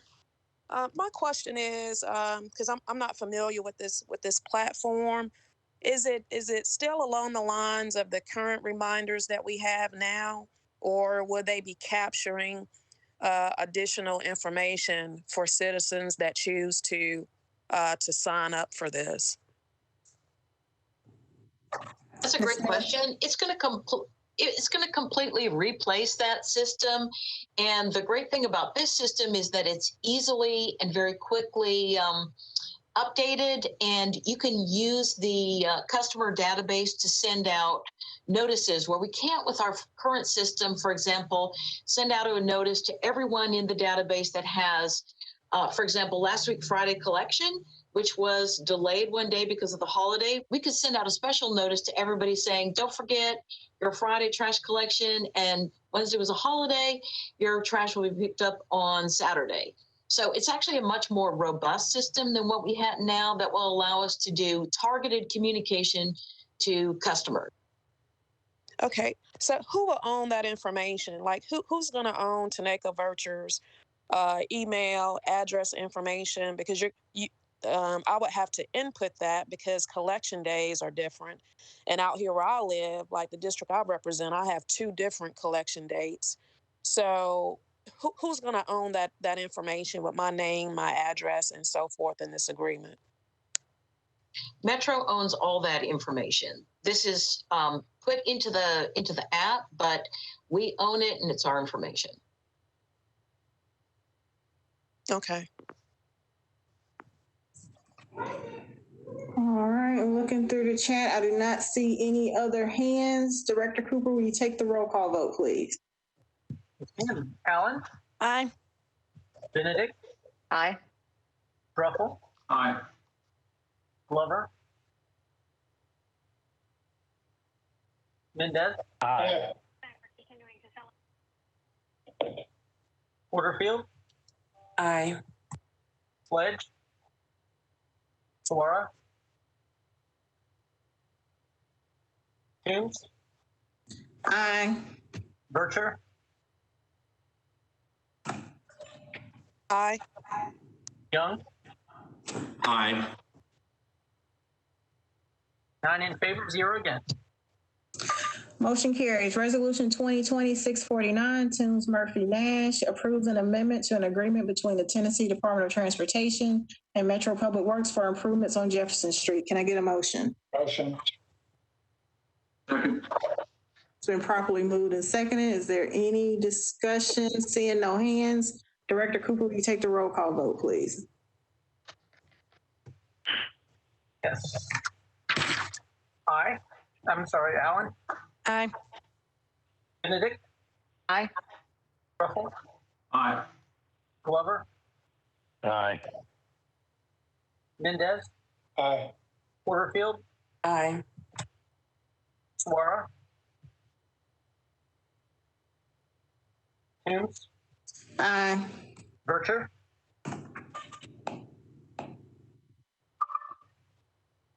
Councilmember Vercher? Young? Aye.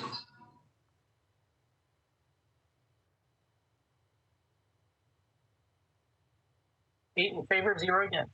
All right, motion carries. Resolution 2020-652, Druffel declares a June 30th, 2021 sunset of the current property tax rate in Metro Nashville and Davidson County. Can I get a motion? So moved.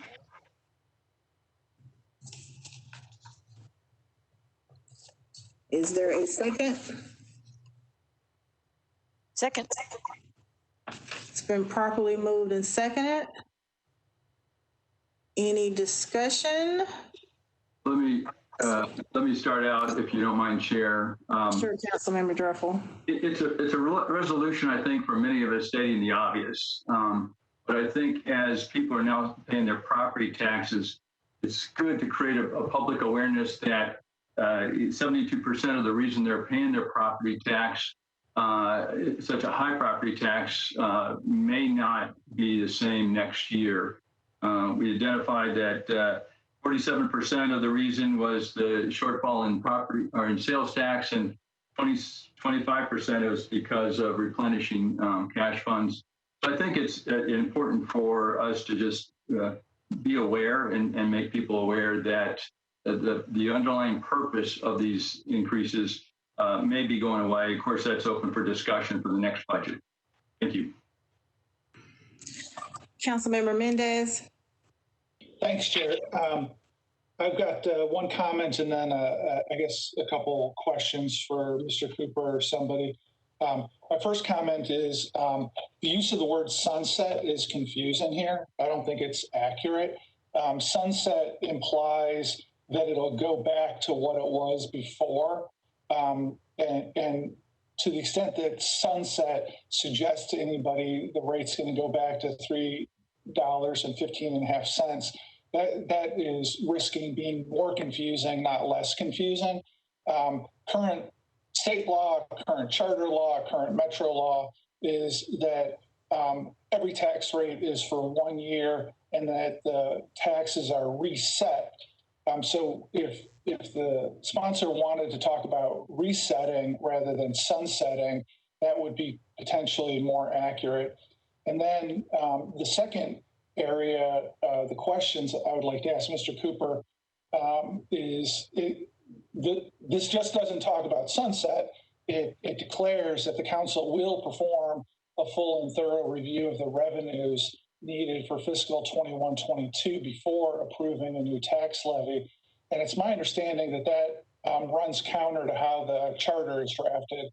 The council has never had a role, does not have a role under the charter in reviewing revenue. That is set by the finance director. Am I right in that? The revenues are set by the finance director. That's correct. I mean, the council can obviously review that and consider that, but the council cannot change those revenue estimates. And Chair, if I could, can I finish, please, council member? All right. Thank you, Mr. Cooper. I think this is dangerously confusing in that it leaves the impression not only on sunsetting that it's going to go back to where it was. And it leaves the impression that the council is in the business of setting revenues, speaking on revenues, having opinions that matter on revenue. And that's something that's firmly set by finance director. And frankly, a great deal of the debate around the budget last year was around the mistaken conception that the council could set revenue or debate revenue with the finance director. So for those reasons, I mean, if this wants to be amended to talk only about the tax rate will be reset in June, I can maybe get there. But as drafted, I think creates more confusion and is more misleading than helpful. Thank you, Chair. Chair, if I could respond, or would you? Is that okay? You can. I'll let you respond, Councilmember Druffel, and then I'll go to Councilwoman Vercher. Thanks so much. Thanks, Councilman Mendez. Yeah, the language. I'll be glad to amend the language to reset. I don't think that was the intention in any way. Also, in terms of revenue generation, and I have a third one in terms of at the very end, it says sunset on June 20th. That was a typo. So I will take this and go back and recommend that we defer for a meeting to clean up the language to bring back in the first meeting in December, if that's appropriate. That's great. Is that's a motion, Councilmember Druffel? I don't want to supersede Council Lady Vercher's comments, but yeah, that would be my motion if she's okay with that.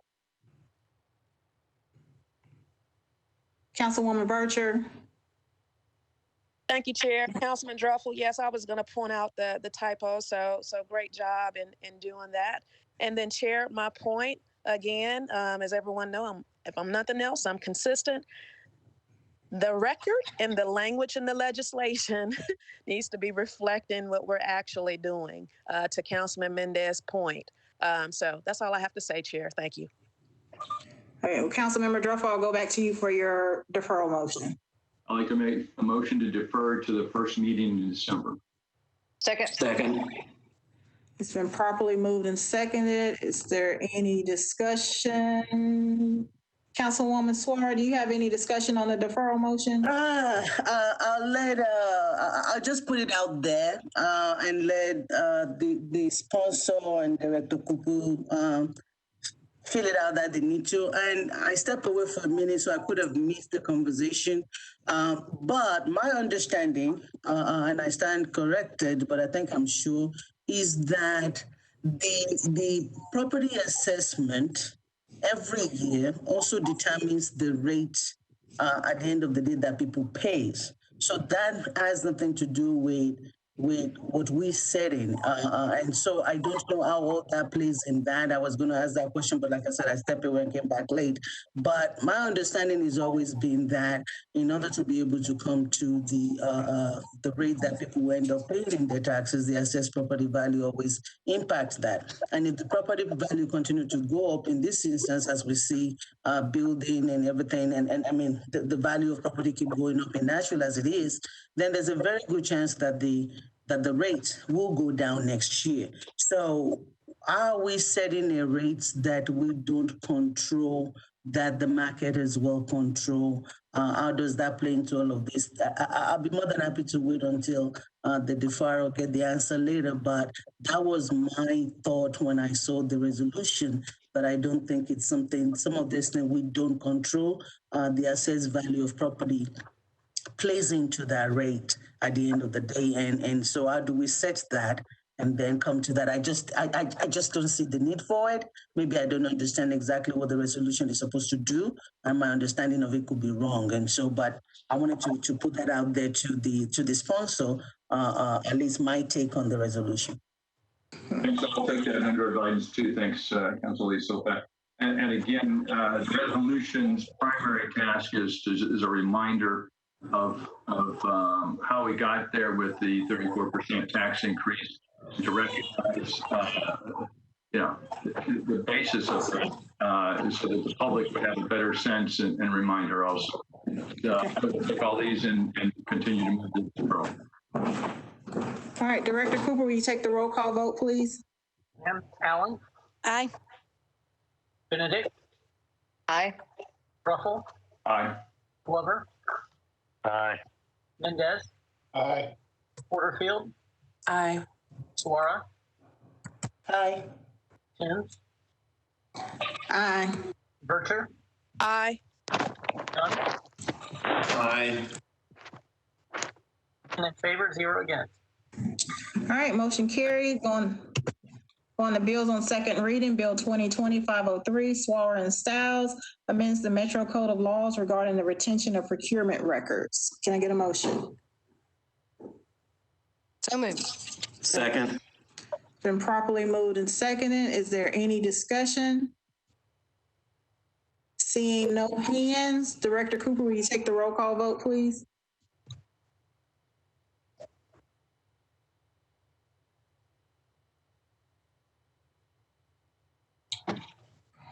Director Cooper, you're on mute. I'm sorry. Councilmember Allen? Aye. Benedict? Aye. Ruffle? Aye. Glover? Aye. Mendez? Aye. Porterfield? Aye. Aye. Suara? Aye. Sims? Aye. Vercher? Sledge votes aye. Aye. Vercher is aye. Okay. Young? Aye. Thank you. 11 in favor, 0 against.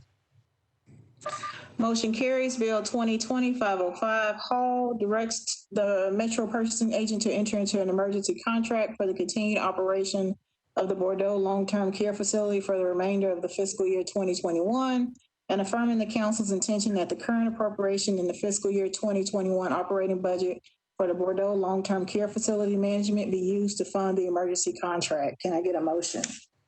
Move. Second. It's been properly moved and seconded.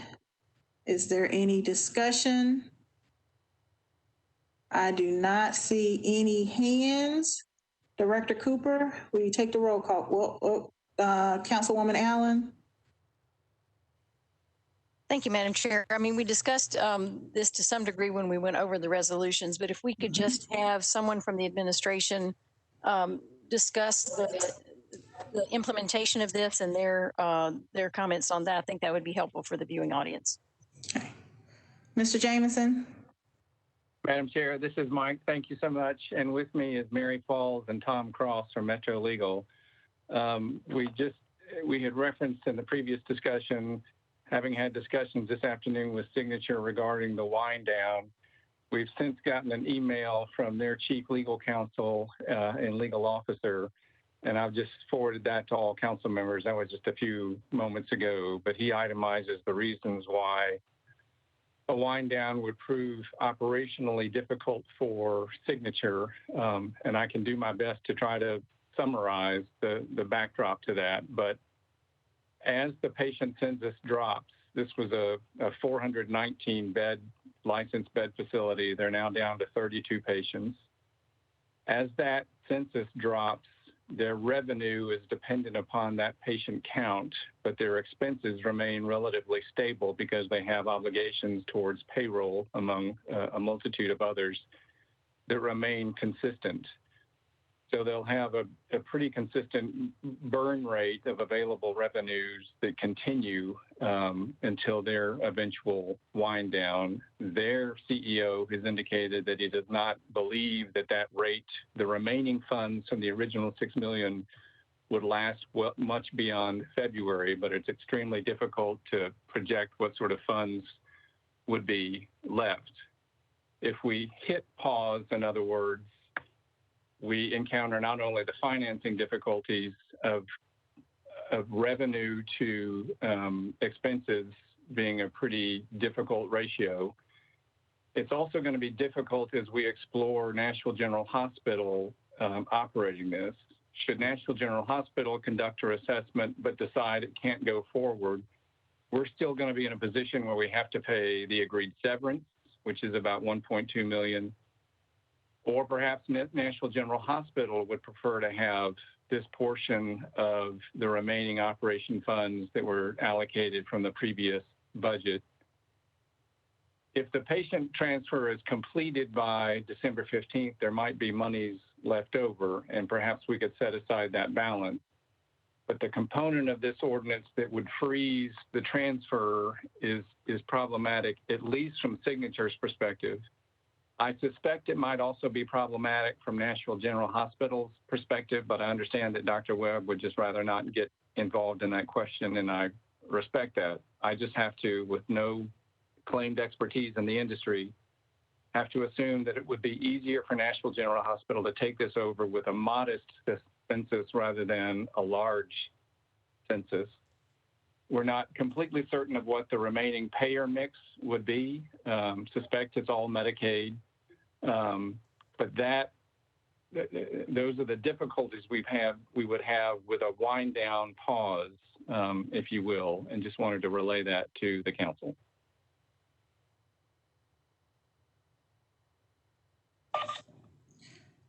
Councilwoman Allen, did you have any follow-up to that? Yes, just one more follow-up question, and that would be, again, if someone could explain for the viewing audience, what is being done with the remaining 32 patients, where they're going, and what kind of care they're receiving as this wind down is happening? So all the patients, the facilities to which they go to are their choice, and Signature is working with them. The exact dialogue between what Signature tells each patient, we can't get that information. We can't ask for it. We can't expect to get it under HIPAA. We have, I'm going to put Mary Falls on the spot because she's whispering something to me and I can't hear her. But Stephanie Bailey at the Metro Health Department is directly supervising those patient transfers. They have been occurring at a pretty precipitous rate through Signature, and we are checking with them every day to update the census load and appreciative of the impact that has on their revenues.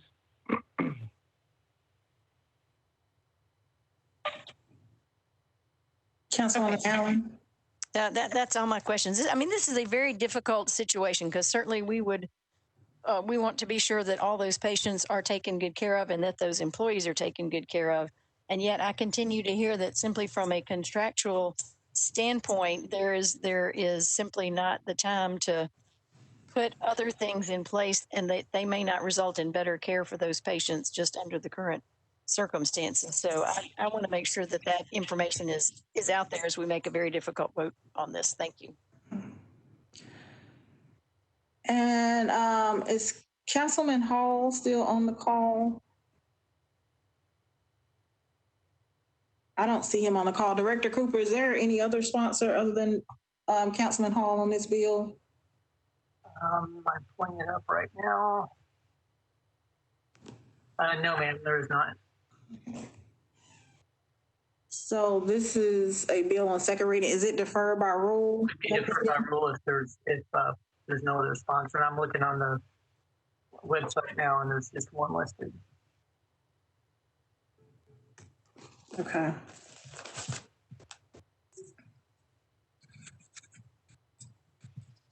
So it's just deferred by rule one meeting, right? We don't need to take a vote on that? That's correct. All right. So we will move on. The last item on the agenda was a report from Mary Jo Wiggins, Deputy Finance Director, redisbursement of CARES Act funds. I'm just going to have Ms. Wiggins briefly go through the information that was forwarded to the committee since we are very well over time, but I did want the viewing audience to hear that data that you have. Sure, and I'll keep it extra short, and if there's questions.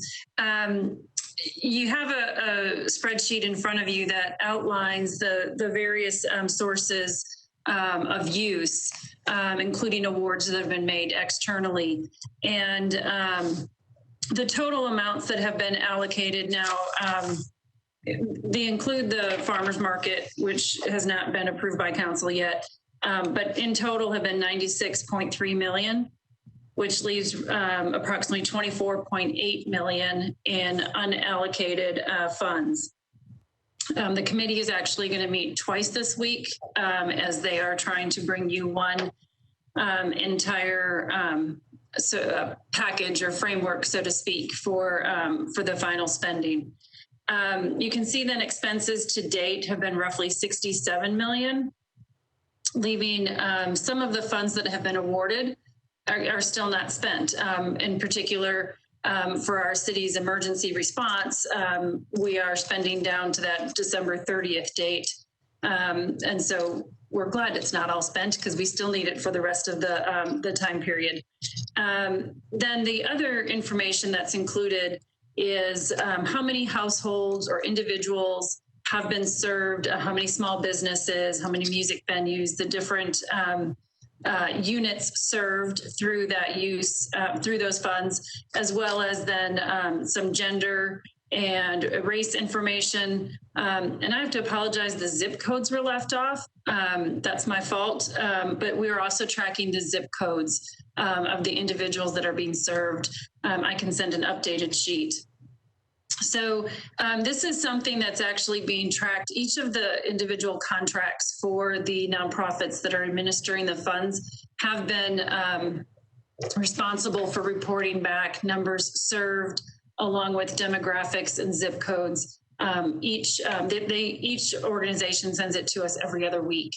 So it's something that we have continually tracked, and it's sent back to the committee for their review to make sure that it's meeting the different criteria and requests of the committee as approved by the council. Thank you, Ms. Wiggins. And if you can get that updated spreadsheet to Director Cooper, and Director Cooper, if you could send it out to the entire council so that everyone has that information. And if anyone has any questions, they can reach out to Ms. Wiggins or Director Cooper. And that completes the agenda. The Budget and Finance Committee meeting is adjourned.